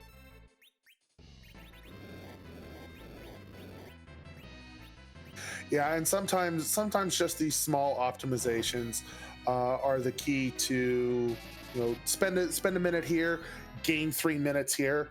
Those are the key for to winning these races. Absolutely, yeah. And if Rosa ever eats dirt, then there's going to be one heck of a problem on SuperNinTaylor's side. It is going to be pretty brutal. Whereas over on Imperial Dragon side, we actually have a bit of a fight on her side too. Palom is going to be stoned real quick, taking MP from him, but has a Cecil down, whereas back over to the Taylor side, Rosa does go down. Unnerfed Big Bang does a lot of damage. That is a white mage down. Yeah, SuperNinTaylor might want to consider not, resetting out and getting everything set up properly, because otherwise, if he spends too much longer trying to clutch this out and ends up wiping, that's just more time lost. Yeah, absolutely. At this rate, with the way things are going, in all honesty, it might even be faster reset out, readjust your party locations, and then try this fight again than to just keep slogging into it. There are times where it's like, I'm already here, let's keep going. This, in my opinion, is not one of those times. You want to have your party as optimized as possible, and going through. But if he can survive it, it's going to be fantastic. We're going to have to ask him about that, about why he chose to go in without nuke on Quake Kid. Yeah, lack of nuke on Quake Kid, spending the minute or two there. I believe he still has sirens. If not, he had to come back up, and the sirens were in the naming way cave, so it's not like they would have been hard to pick up. 2 or 3, even 1 or 2 King Ryu siren fights, and Palom would have had nuke, could have gone good reflex strats, spending another minute or 2 getting everything set up. As far as party optimization location wise, would have made this fight so much easier. Yeah, here's another Big Bang. Unnuked, Rosa's gonna go down unless this is a very low roll, which it is not. That's 2k to her face. She would have survived with full HP, but playing it very, very just barely surviving on that food though. Cecil having no problem living through these Big Bangs though with that almost 4k HP. Well, yeah, and Yang is over 4k as well, but he doesn't have the magic defense that Cecil does, so he's eating 2k per Big Bang, and the next Big Bang, and I'm honestly surprised. SuperNinTaylor, here comes the Big Bang. This is probably going to be the reset. Most likely, unless he can somehow get through, take like no damage on that Cecil. If he gets up Rosa, maybe he can salvage this depending on where the next hit goes. But I don't think so, because Fu psyched Rosa, goinking all of her MP, so she's got nothing to do heal with. I mean, it's going to take at least 2 turns to get her up to the point where she can heal.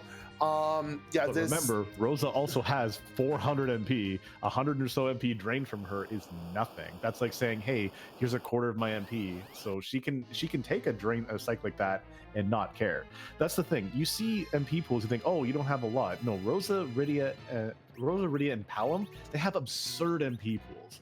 Once you start hitting to about like 40 or so, you get an insane amount. But if he's got his people up, he's got them at full health, he could clutch this out with getting that Rosa back up and back up to full health. It's gonna hurt, but he could get through it. He could, but it's been so much more painful than it needed to be. He's going to absorb at least 1 or 2 more Big Bangs, and then there's rocks falling on his head. Big Bang, though. Let's see if he survives. He's got the MP. He's going to survive it unless it's a full 9 hit and there's some crits there. But he does survive it. Easy. Yeah. Easy damage every time. Gets those heals up. This is a lot nicer than it's a little bit nicer to commentate than the ones where it's like, oh, he's just sitting there, we'll just watch them beat through. But yeah, he needs to feed some MP into his white mage real soon, or else she's going to be absolutely running low on everything. Well, she's already below the Cure 4 mark, and just spent more on Berserk. So I hope he's still got some Ether 2s he needs to not wait. He needs to refill Rose's MP, and he's just now noticing the predicament he's in. So he needs to do stuff now. Yeah, just seeing that 21 MP. The only thing he has is an Ether 1. Does not have an Ether 2.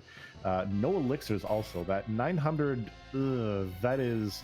He's got a... Oh, Rock's falling. That is a clutch heal. Oh man, is he ever lucky. Yang the only one to take the hit. We've got the clutch victory out though. Most likely. It could be bad, but no, Rock's is definitely... It depends on how fast the rocks fall. So it really depends here. Absolutely. They are falling pretty quickly. Yang and Cecil only getting about an attack each. But yeah, with the amount of damage that's doing, Rosa could literally go down now and they'd be completely... With Yang in the critical status, it's still real sketchy at this point. But there's the flashbang, and SuperNinTaylor has taken down Z in quite the puckerable fight. So we'll have an official time here very quickly. But SuperNinTaylor has come in first place in this 0-2 match. So get your GGs in chat for him. Absolutely. We'll see if we can get SuperNinTaylor in well run. Looks like the 1 hour 52-ish mark. Official time will come in shortly. But yeah, very well done. A Z fight that was very touch and go, to be completely honest, but still fantastic to watch him play it the way he did. Yeah, SuperNinTaylor official SRO race time 1:52:02. Sub-2ing this seed, that's a good mark. SuperNinTaylor, clutching it out in the end. Speaking of, we're joined by him. GG's on your first place finish and going 1-2 now in round. Thank you. Audio's working, right? Yeah, we hear you. Yeah, we hear you just fine. We didn't get your music though. But GG's. So give us a little bit of thoughts about what you thought about this. I was a little nervous with the Tela start, but I don't know, getting Yang, I don't mind Yang. A lot of people don't like him, but I love Yang, he's awesome. Except when he's in the back row. Whoops. Yeah, that was going to be one of our major questions, and honestly one of our, our, for lack of better terminology, criticisms is not taking, the extra, couple minutes, get those last couple of levels on Palom for Nuke and rearranging your party. Give us your thoughts on that.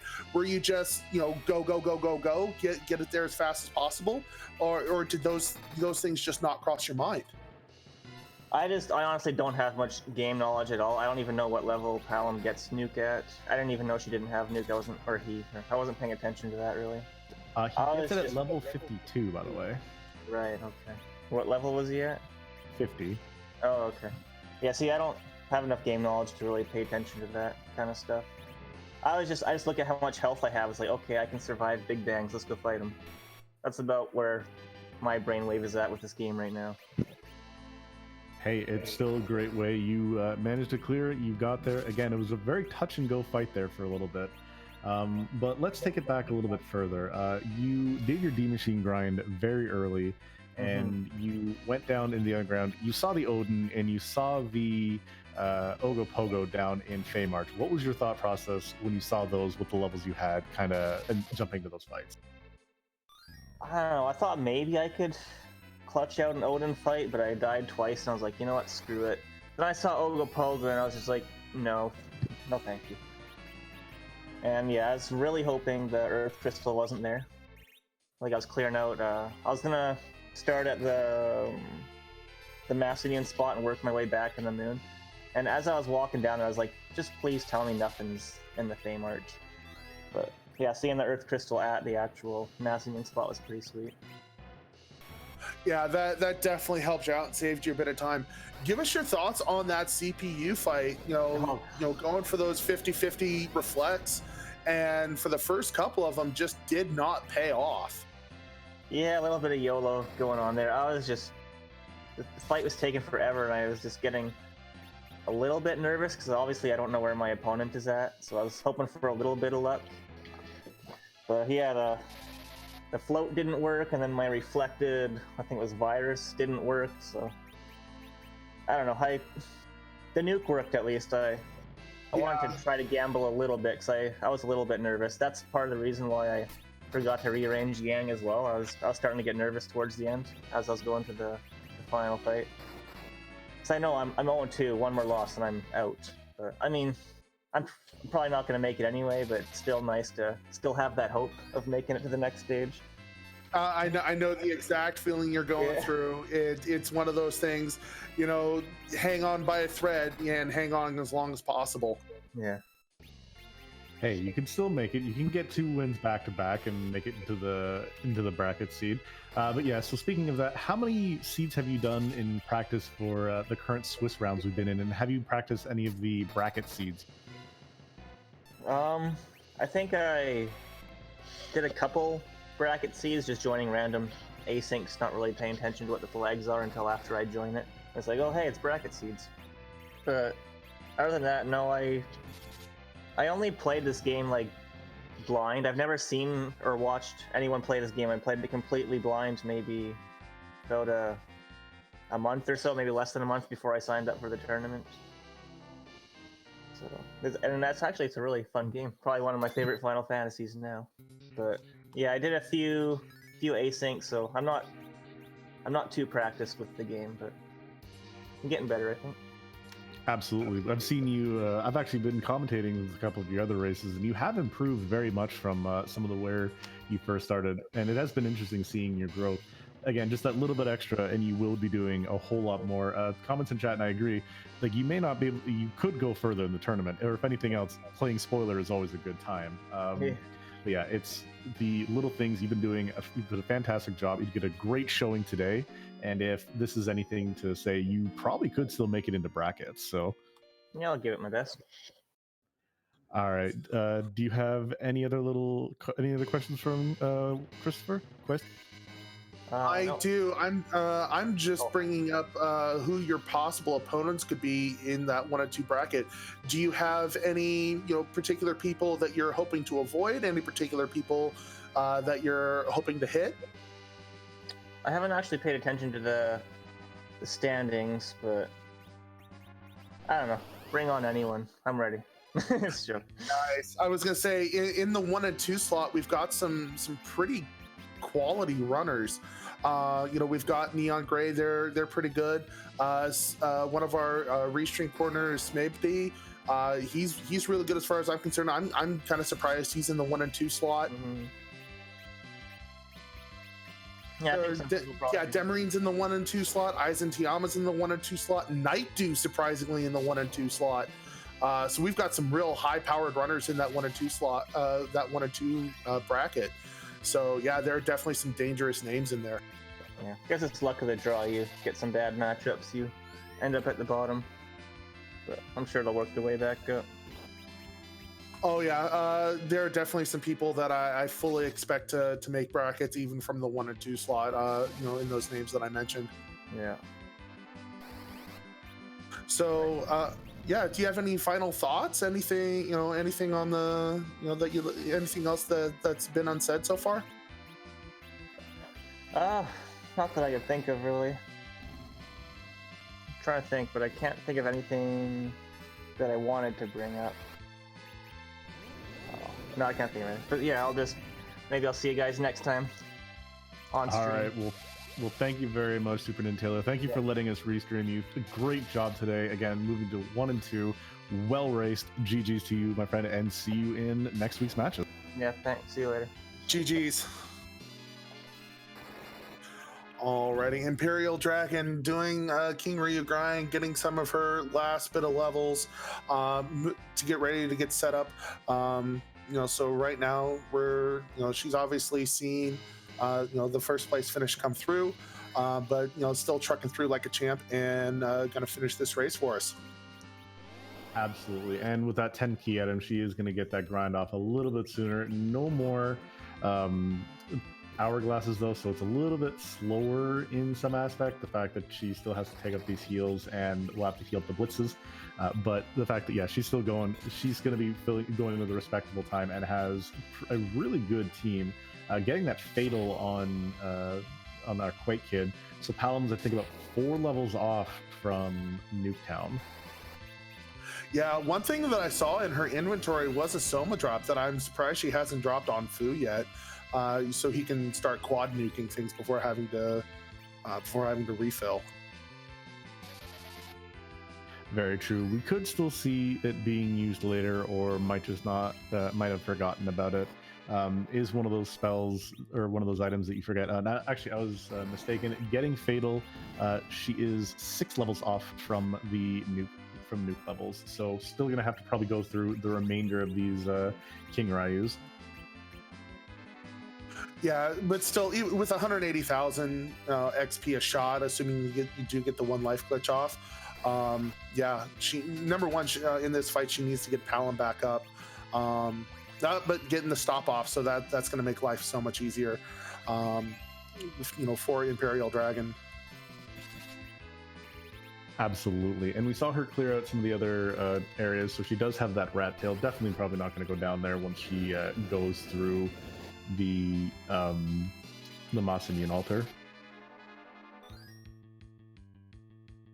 Yeah, she's already picked up the Earth Crystal. She's doing her grind. When she goes down, opens up the treasury and uses that pass that she has right back up to Zeromus. So shouldn't be too long at this point. Palam getting 4 of those needed 6 levels. So 1 more fight, and she's good to go. Absolutely. The nice thing is again, sitting at 52. Fu is sitting even on, probably get really close to 60. She's just checking that spell list, seeing, man, what level do I get this? That is one of the things you keep forgetting, that Palam gets that nuke spell very later, but he does also get it technically faster than Rydia, because his XP growth is a lot shorter than what hers is. Right. They get it about the same level. She just, the required amount of experience per level for her is going to be so much more than what Palam requires, even though she'll technically get nuked before Meteo. Yeah, that is one of the more interesting things. She gets it at level 55, so she gets it at technically a later level than what Palam does. These gold dragons, though, definitely doing a little bit of work on her team, though. Yeah, Imperial Dragon getting a little antsy, not taking the time at this point to go cabin up, get all of Fu's, magic points and everyone health back up. This is going to be, she's trying to get out of there, and I think that's the right play at this point. Save what you've got, don't take a wipe, and not have to redo all of this. Yeah, absolutely, because losing time to this is not something you want to do. This is just cast stop with Fu, or the smart move here, even running away is not a bad thing. Go heal up, and you wasted a Siren. It's not that big of a deal. You still got 4 left. That's more than what you're going to need. Since you got 10 MP on that Fu, just go rest up and then come again. Yeah, the little bit of time that you're going to spend going and healing up is going to be so much more of a time save, versus if what almost happened in wiping and losing all of the experience that you gained when you started the grind into that wipe. Absolutely. So while we got a little bit of time and we're going on the grind, so let's talk about some of the different grind paths we can take here. So with what we had open to us, we had the early D Machine grind. We also had access to at least a couple of King Ryus in the early spot. For you running, where do you see yourself wanting to more aim towards grinding? Do you want to go and do you want to do this King Ryu grind, or are you more wanting to do the D Machine grind as soon as possible with the team that you've got? Me personally, I'm not a huge fan of the D Machine grind. It's technically faster, but it's so much more dangerous. Honestly, in this seed, I would have cracked eggs. I mean, that's very true. But would you have taken the time and cracked the eggs immediately on the moon, since we saw we had 2 hourglass 2s, as well as access to that Tella to get the grind? Or would you have gotten a whole lot more, gone underground, cracked them until you got Quake, and then continued to seed along that way? That's the whole thing. Where'd you call the better pathway? For me, I don't like to take a lot of risks. I don't like to take a lot of gambles. So I definitely would have, grabbed as many sirens as I could, cracked the eggs underground until I got Quack, and gone from there. So what are your thoughts on the grind? So would you have done what SuperNinTaylor did and done the D Machine grind with the early on? Or would you have done the King Ryu's, or would you maybe have done what I would have done and head underground and cracked and made dragon egg omelets? Considering we found at least 1 coffin earlier, I do agree with going underground, getting Quake really quick, and then seeing what the rest of your seed looks like. Considering we then found a fairly easy team to knock out a round of things with, like the team we have here. With Tella instead, I would have jumped right back up and done that D Machine grind after buying a whole lot of ethers. I will admit I'm not skilled at getting it down the right time. It takes me a bit getting there, but the issue of at least getting to that point and getting it in there, like when you're in the fight, as long as you know how to manage yourself, that's the big thing. With the options that were available for us, the order of better grinds, especially with how we found our key items, would be definitely D Machine, Underground, and then King Ryu. There is also another little cheeky grind that you can do too. If we didn't have our Fu start, but if we had, say, a Palom start instead, and we didn't see our our Tella, what you could also do is, with this early Darkness Crystal, you can always come up here, start an encounter on the moon, where you find the balloons. You cast the dark grenades. You cast lightning on that. They cast reaction, destroy the entirety of what they're with. You got yourself about the same amount of XP as a siren egg right there. So there is little cheeky things that people don't really see, or lesser known grinds that we have access to. Yeah, no, this is true. And another thing that could have done that would have been a great shot of experience would have been hair dryers. That is true. The fact that we have that trap chest access, the hourglass right there, and as far as I'm aware, I believe the trap chests have a higher chance of being a tier 7 piece of gear.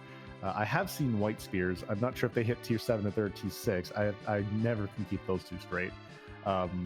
But there is a chance of some higher level equipment that you can find in there. So maybe we could have found an Excal. Maybe we could have found something better for Cecil as opposed to him just swinging around this ice brand, which, as we saw, did work. It wasn't the worst thing in the world, but it also was not something you wanted to use on a regular basis.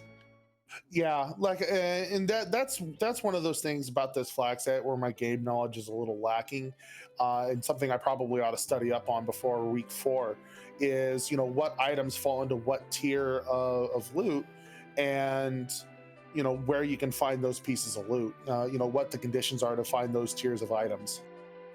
Absolutely. I believe with S and T standards, you're most likely finding, I think, the T5 levels of gear. So you're getting something like you're getting the lightsaber levels of gear. You're getting ninja swords. You're getting cat claw access. So you get access to some really nice pieces of gear, but it's finding them is the problem. Something I've noticed is Tamara seems to be a very great hub for low to mid-level weapons.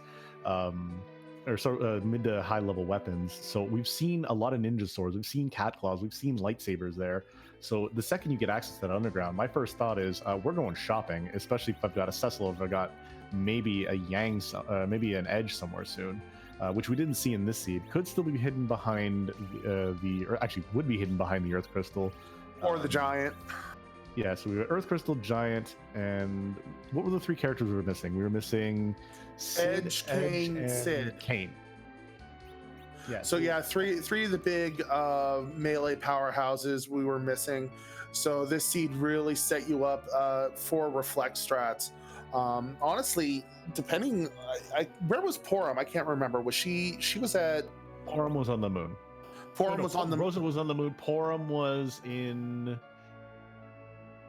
The bed? No, bed was Edward.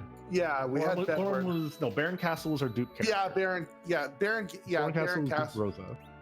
Yeah, so what really may not have been such a bad plan was, especially for like SuperNinTaylor, who had already done his grind, his main grind would have been to ditch Cecil or Yang for that second Rosa and fully commit to reflect strats. With double white reflect, double nuke reflect, definitely could have been a viable strategy for this.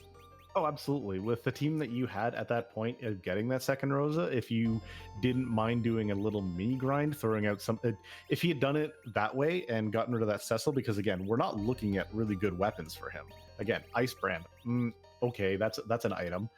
We had access to Life Staffs and Lunar Staves, so we have those as equipment for Rosa. Perfectly great that.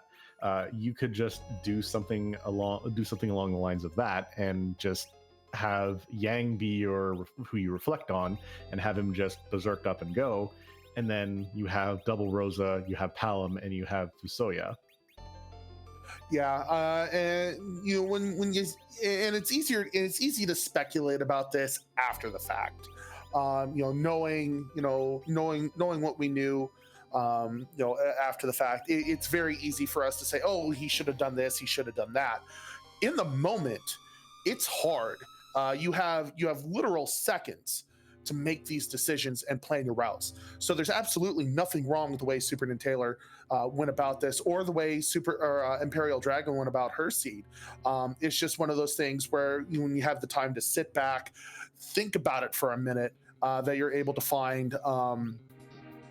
You're able to find these little optimizations, and that's going to be something that where our more experienced runners, they've seen these, they're more comfortable with a lot of these strategies, and are going to be more comfortable, pulling full reflect strats, things of this nature. Absolutely. And that, again, like that's what you're saying, is we have all this hindsight and we know now it's okay, so we don't have access to this, we won't have these powerful weapons, and knowing that, I would have ditched Cecil for Rosa, or even the Porum, excuse me, because you're getting access to that white mage anyways. Like, I wouldn't do pure reflect strats with 4 of them, but I would definitely, or 5 of them, but I would definitely keep Yang as just like a buffer around there. But it's still not a bad way of doing it. The hybrid strats that are available to us, the group we have is not the worst thing in the world. Cecil with his 3,500, Yang with his almost 5k HP, Rosa rocking closer to 3k herself. Palom, the lowest HP in the game, unfortunately. His HP growth is just that bad. That is also the problem with Porum as well. But Imperial Dragon, throwing out that crystal, getting her Jelliness, getting that Star Veil up, casting the first reflected nuke, still needs to nerf that. I was going to nerf it with the Silk Web and Rosa. Smart call. Yeah, definitely something I would have done. Start pumping out that damage early and often, and then set up the Big Bang nerf with the Silk Web, as is Zeroma's tradition. Absolutely, and you've got Fusoya throwing out the nukes. Unfortunately, Jelliness's counter nuke hits Palom, not who you want it to hit. Rosa will get him healed up, whereas Fusoya is gonna answer in kind with a nuke of his own. Yeah, and definitely one of the other things pointing towards a reflect strategy is the lack of Bacchus wines we never found. That is very true. We got the hourglasses and we got the sirens. So there are 3 items. Those are the holy trinity, as we like to call it, of items that you will see on these as standard seeds. You will see sirens, Bacchus, and hourglasses as up in the upper levels. You have a 90% chance of seeing them, but hitting that % chance of seeing them the 3 times across, I think it's 3 shops, or 4 shops, because you have Eblin, you have the Moon, you have Feymarch, and you have Tomra, 5, and Dwarf Castle. Like, those are your 5 shops that you have the chance of seeing them. They have a really high chance of being there, but you could have a seed where you have only 1. You could have a seed where you have none, and that's the thing you got to look at. You got to see, oh well, if I'm not going to have, assume you're not going to see Bacchus ones, you're not going to see sirens, you're not going to see hourglasses. You have to go through that with there. Yeah, and in those seeds where you don't find Sirens especially, that's where having early access to your D machine grind is going to be the most beneficial.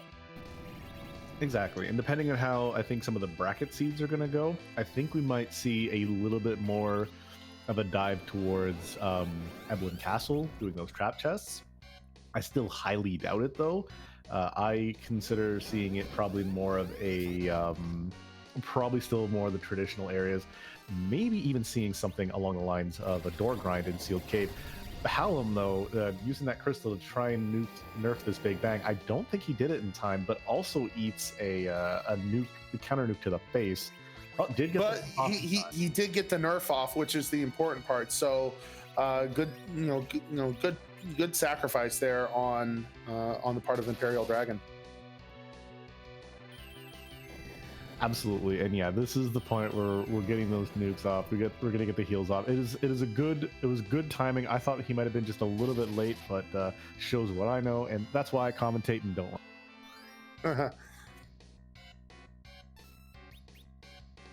But yeah, with the way he's got this going on, and the way the way she has this going, and the way she's got everything happening, Starville, yeah, on Yang I think makes more sense.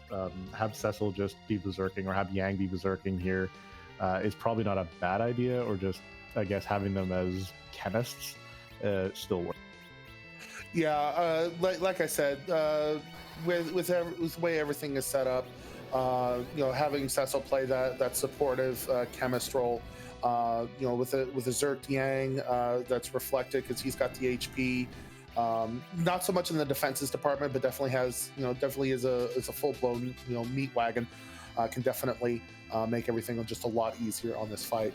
But Imperial Dragon just chugging along, everything through is up to looks like maybe phase 2 almost in this fight.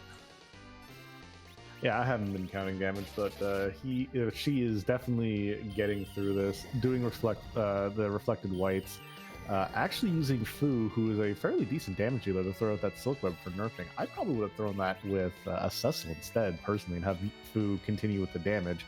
But again, that's one of those religious arguments you're not going to argue with Fu. Here comes out another nerf Big Bang. We're going to see Rosa throw up some cures real quick here. Mm-hmm. Ooh, and it wasn't. Oh, this might be the point where you reset out and try again. I mean, depending on if this oh no, it was reflected. Depending on how this goes, if you have Yang throw a oh no, that's a group wide virus. Ooh. If you can get that Ether 2 on Fusoya and he Life 2's Rosa, you could still come back from this. The unnerfed Big Bang will hurt, and it will take a chunk of damage, but you're going to be able to get, you can still recover from this. This is a recoverable position. It just needs to get she needs to get Fusoya's HP up real quick. Yeah, to use the sports analogy, this is where you punt and hope your defense is able to bring it back for you. Absolutely. Getting up that Starville, though, is very interesting. Are we going to see the Life 2? Are we going to get a Cure 3? Not Cure 3 himself. Smart call. Fusoya healing up while we get another Silk Web up on Jelly Mist. That is going to nerf it down. So playing it safe, and she will slowly get through this fight, but I believe she's going to clear it no problem. Yeah, and it looks like she lost the 50-50 on the counter nuke. But thankfully, it only did about 800. Now, the only question is, was it actually nerfed?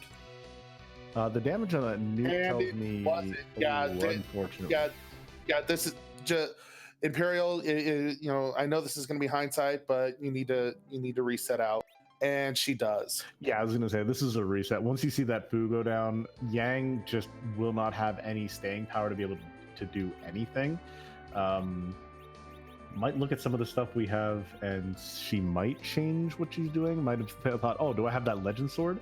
No, but she does. So Yang is about as kitted out as you're going to get, aside from getting him some more levels. And Yang is going to be doing a lot of work in this game. That Protect Ring on Palom is going to be very helpful. Rosa, unfortunately, not rocking anything. Oh, another Protect Ring, so that'll help her out.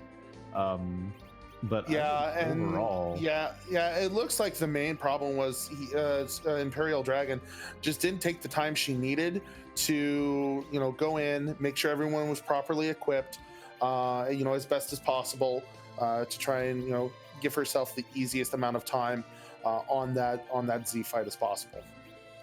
absolutely. And we're getting a little bit of a change around here, having Fusoya be not the anchor instead, having that Palom at 52. I believe his agility is actually a little too high to be the anchor. No, Fu is still going to have 20 agility, as we've said all throughout this stream. The problem is without the cursed ring, Z is going to be a little fast. No, but she switched out and Palom. Oh, Palom. Okay. So at 50, it's at 21 speed. So he has up to about 2 more speed than what Fusoya has. Plus, with what that protect ring gives, I don't think the protect ring gives any agility, but it's this is going to be an interesting. See if maybe this pays off a little bit better. It's probably not. The agility breakpoint is going to be at 56 to keep Fu slow. So Fu is going to be just I forget what you said. It was 50. The Palom had 52 agility. No, 21 agility at 52. Oh, 21 agility 52. Yeah, so that's like a full. That's 3 points over the breakpoint. No, it's not. It's quite high. It's right in the middle. So Fu is going to be, or Z is just going to be super fast.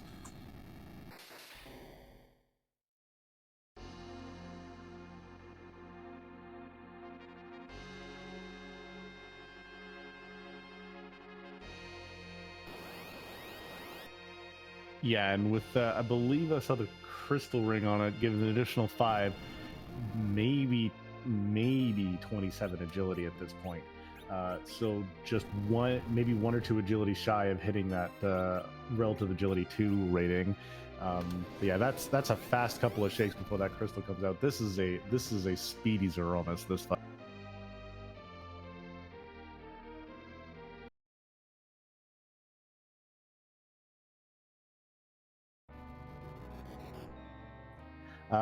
Answer Simbu chat. Yes, 52 just got access to that nuke.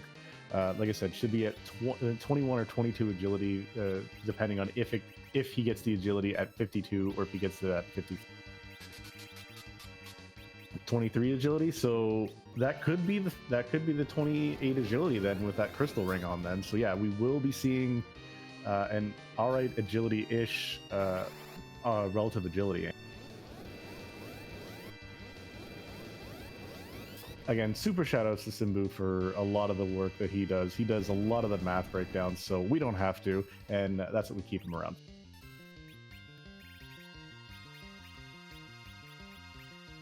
Yeah, it looks like everything's been set up correctly. Everything should be a lot easier for our runner at this point in time.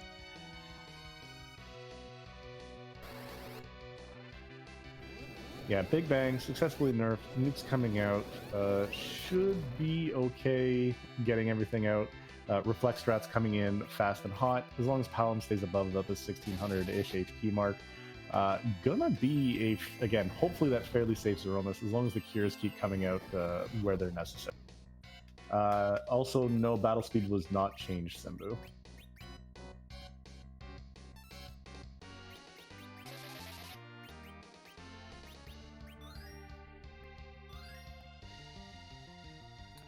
Yeah, the thing is with the way their menuing is happening as well. So it's not just her menuing. It's a lot. If you're not inputting your commands immediately, your battle speed can actually have a negative influence on this as well.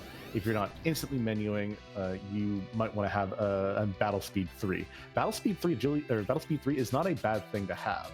If you give yourself that extra time, it lets you have that chance to go down or get these nerfs off properly, or allows you to just give that extra set of time if you're not like lightning fast immediately on it. I'm one of those people. That's why anytime I've remembered battle speed 3 still works very, very well for getting your damage and commands in. Yeah, if you haven't practiced your menu, if you don't know exactly what you're going to do with who before they come up. Everything. You're better off just lowering your battle speed, eating a full power Big Bang. Half the party, is down. This is going to be interesting. Absolutely. Coming back to Rosa's turn or even Cecil's turn, if Cecil gets up first, he throws that life spell off. Black hole should be coming out, going to remove that reflect, and he's going to be able to get somebody up, get some more cures out from Rosa's side, and be able to recover from this. Regardless, it's going to be pretty decent. Pretty decent if she can recover from here, which it looks like she might be able to. Might eat an extra Big Bang or two, but the Big Bang eating with those 20 Ether 2s is not the problem.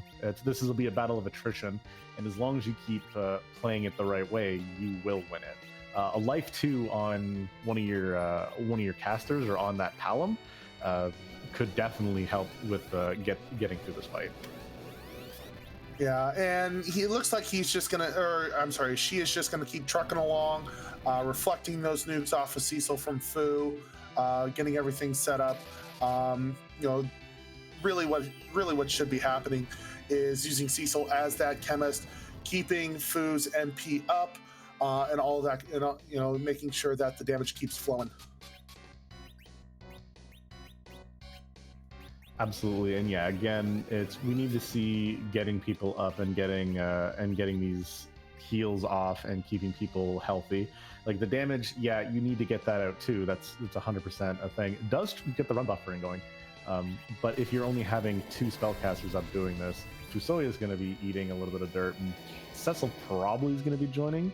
Rosa might life to the Fu and get yourself back up and running, but yeah, with those 2 down, this is going to be the virus. There's the wipe.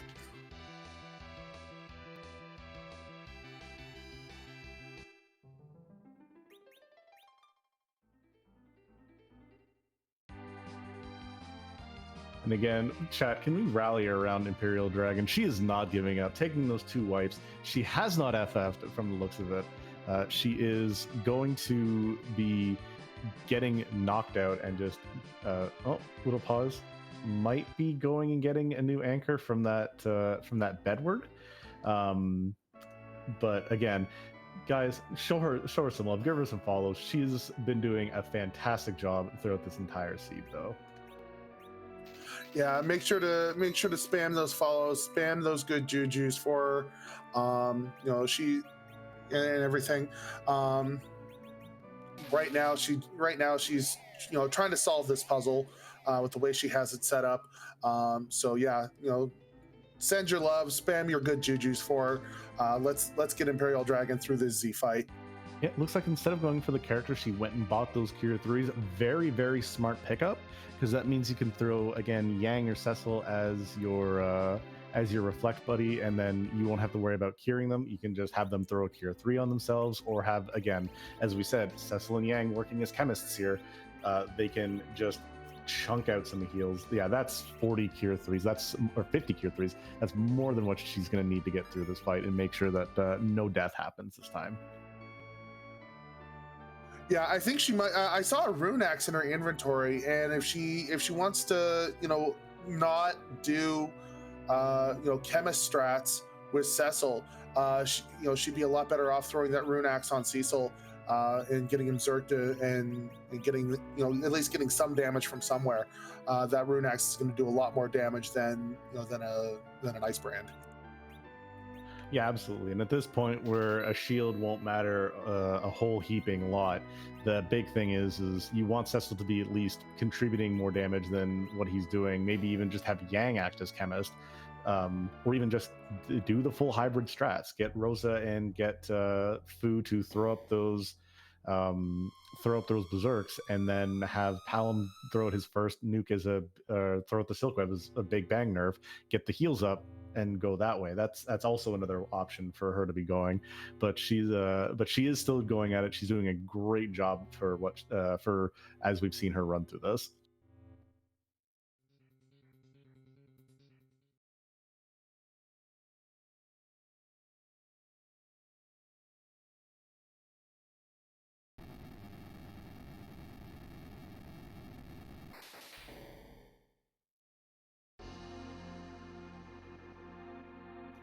And again, we were spoiled a little bit from the log by seeing on Taylor's side. We know this, she doesn't.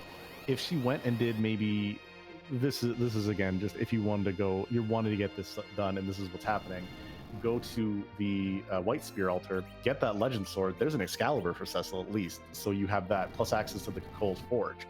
Maybe you find something that'll help a little bit, but that's if you wanted to go like, all right, we're getting this done one way or the other sort of thing. Exactly. That, you know, that's definitely something that if I were Imperial Dragon's shoes, that would be something I might consider.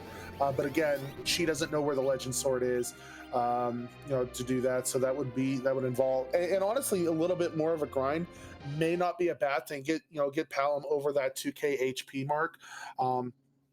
You know, it just looks like, you know, she's just, you know, doing the best she can. So make sure spam those good jujus for her. Come on, chat, let's see him. Absolutely. Another Jelly Miss on the screen, gonna get another Silkweb Big Bang nerf, and we are gonna start seeing the Reflex back on the Quack Kid. Are we gonna hit the, nope, still never lucky, never getting that counter nuke reflected back.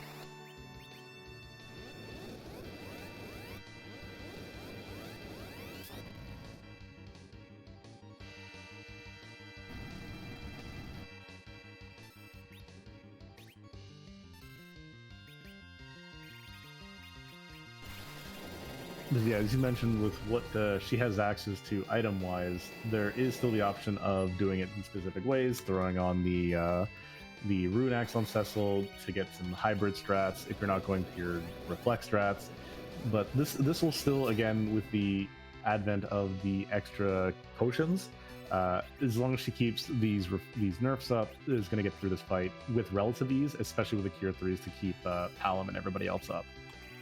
Yeah, using Cecil as that chemist, in my opinion, is going to be the absolute key to this seed. And, you know, letting Rosa and Fu, reflect those whites, reflect those nukes, and then using either just Cecil or Yang and Cecil both as chemists, keep everybody up and alive.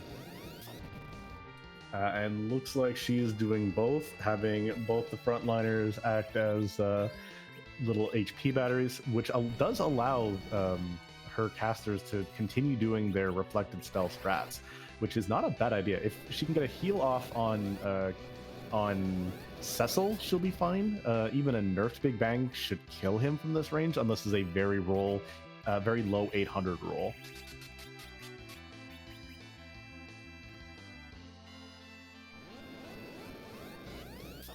Or a counter nuke to the face. No, it hits Fusoya this time. Yeah, so both Cecil, and then the immediate Big Bang.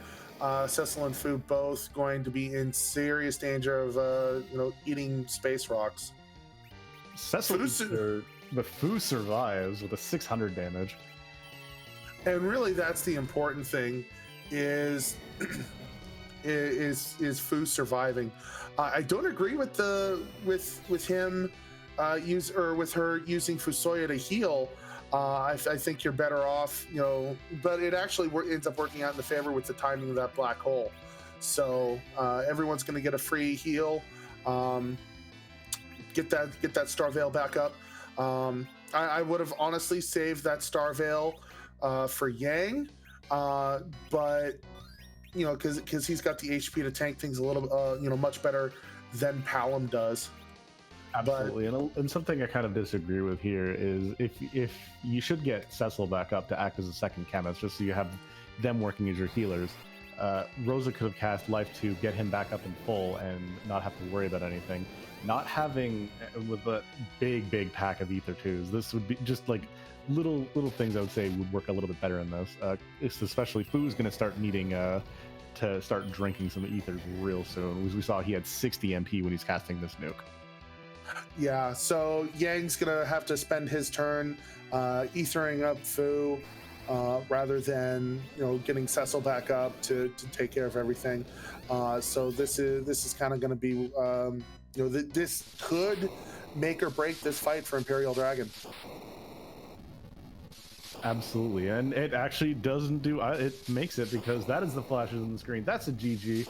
We're getting an official SRL time very shortly, and we'll also see if she wants to come in for an interview.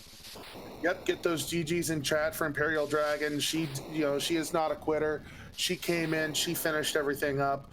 So definitely spam those GGs, spam the love for Imperial Dragon. Absolutely. A lot of people, when they see the dot done from their opponent, they just dot quit, and they don't.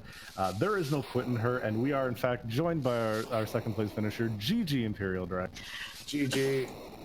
Thank you, guys. That was one heck of a slog. You did that seed, and you went through kicking and screaming it all the way to that victory. Very well fought. So give us a little bit of thought about the early part of that seed and your thought process of what you felt. Okay, let me just first start. This run, I was my absolute own worst enemy the entire way. From the very beginning, the IRC mess up that resulted in me starting 3 minutes late. Actually, though, once I got going, it wasn't too bad. I was actually felt like I was cruising through the early bosses relatively well. It was just later on it started to get rocky. Yeah, no, yeah, that's something that we noticed. So give us your thoughts. I mean, you knew that once you got up there, sirens were on the moon. Did you just not think of it, or did you brain fart? Why didn't you grab some of those sirens? Maybe crack a couple of eggs, get some levels onto your characters. What was your thought process there? Honestly, that was something.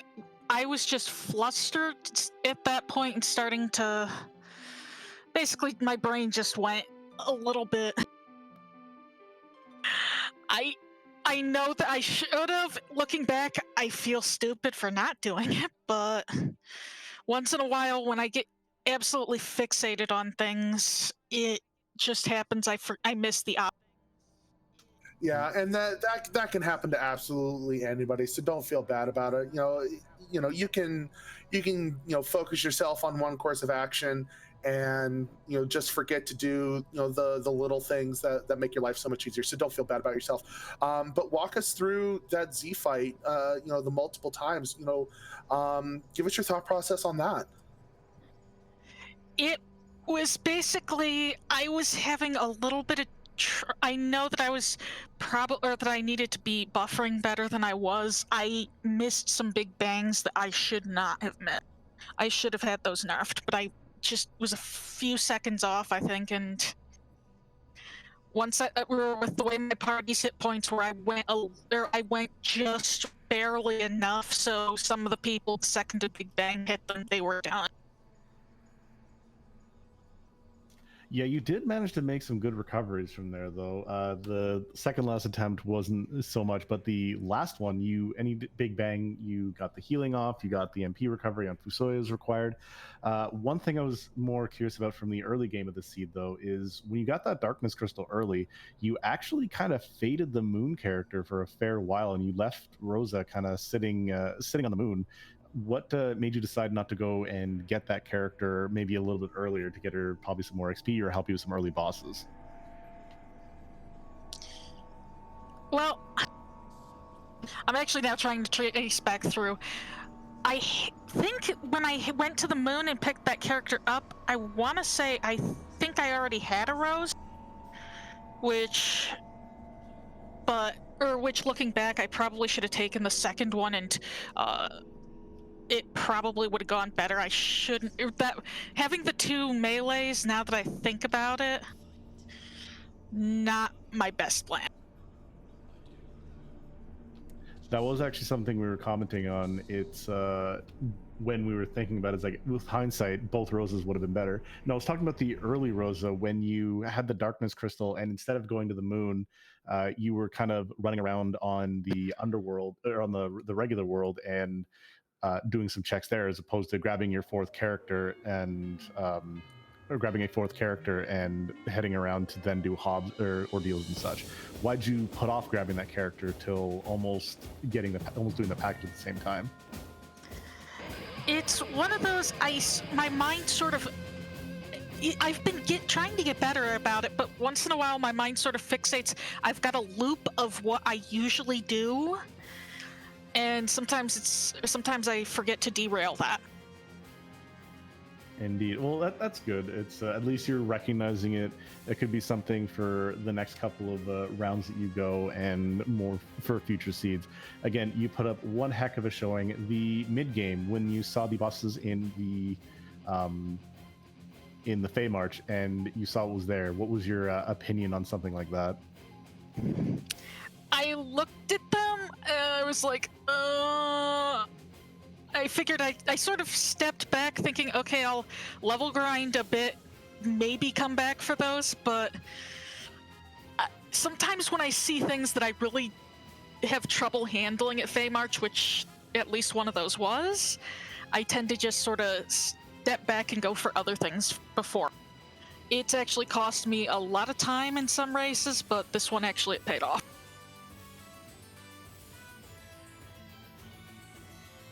Perfect. So another question is, you did Keyless Tower. You were the only one who did the Keyless Tower. What made you want to do that in the underground before checking the Sheila check or anything more in the overworld? Would you believe that one of the last practice seeds I did before this race last night, Keyless Tower basically was the only or basically was the holdup, and if I hadn't done it then, or if I'd done it then, I would have actually had probably 30 minutes better. I guess my mind went back to that and said, okay, let's just gamble on this. I mean, it did kind of pay off. It gave you the pass, and as we saw, the Earth Crystal was on the moon. If you didn't have to go back to the moon for anything else, it would have time over your opponent in that race. So it was a good gamble. I just know a lot of racers don't like going up the Keyless Tower, and I want to know your opinion on that. Do you have any other thoughts as an overall for this seed or this round of the Gauntlet? Honestly, as rough as I had it, or as I was making it for myself, that was actually not a bad seed. It just was, I was my own worst. And this round, though I will say this much, I'm happy that I finished it. I do not like forfeiting. I only have ever forfeited when one time I was having a small meltdown and really bad time with Dragon Grind, and the other it was technical. That's fair. Well, yeah, you, like we said, you stuck it out, and that's what we like to see. There's no shame in forfeiting if you're just not having fun, and we can get something, and you can get into that. You did a very fantastic and valiant job of, there is no quit in you, and that's what we like seeing in the races. Again, if you're just not having fun, don't stick with it, but if you're still enjoying the last little bit and you want to get that win, as you did conquer Zeromus in the end, and that was the important thing. Yep. And thank you guys for the restream and for letting me have the... I wasn't sure with how long I was running if you guys were still going to be going or if you'd have rated my channel like oftentimes. Yeah, that is the thing. If it was going to go on long enough, we would have rated you, but you still did fantastic. You finished with a fairly respectable time. But again, so Christopher, do you have any questions for any other questions you want to? The only other one that I can think of is, taking a look at some of the standings. Are there any racers that you're particularly looking forward to facing, or any ones that you're particularly hoping to avoid? Honestly, considering what my first 2 rounds were, I think that having to face Rivers and Mecha Link in the first 2 rounds, I don't really fear anybody. Oh, that had to hurt. I'm sorry. Oh, I'm sorry. I don't have anything left to fear. The only thing left to fear is fear itself, and you've conquered that. But again, thank you very much for letting us restream you. Great job on this round. We do hope to see you go and get some more rounds in and see how well you perform in the later one. You've done a fantastic job today. Absolutely. GG's. I'm in it till the end. Any last words, Imperial? Thank you for everybody watching, and yeah, good game to SuperNinTaylor, and I guess that's it. Fantastic. Awesome. So, so number one, make sure to follow our restream team. Joseph is Manho, I think is how it's pronounced. I apologize in advance because. Yeah, that's it. Thanks to him for the restream. Thanks to Ike here for tracking, and thank you to Dathas for dealing with my commentating shenanigans. And a big thank you to you too, Christopher Workin, for handling my shenanigans and chatting it up with us. And again, thank you, chat, for staying with us for this long. You guys are all superstars too. Give my co-commentator, give the rest of our restream team a hand. Also, a round of applause. Also, give them a follow. Same thing with our runners. We have a couple more races coming on later on today, as well as we have, again, that special presentation happening on Sunday. But what we are going to do is we are currently going to go head over to RPG Limit Break, where they're doing a run of, I believe it looks like a Harry Potter game. So we're going to throw you guys over there with a quick raid. So thank you guys. We'll see you later on, and have yourselves a fantastic afternoon. Work.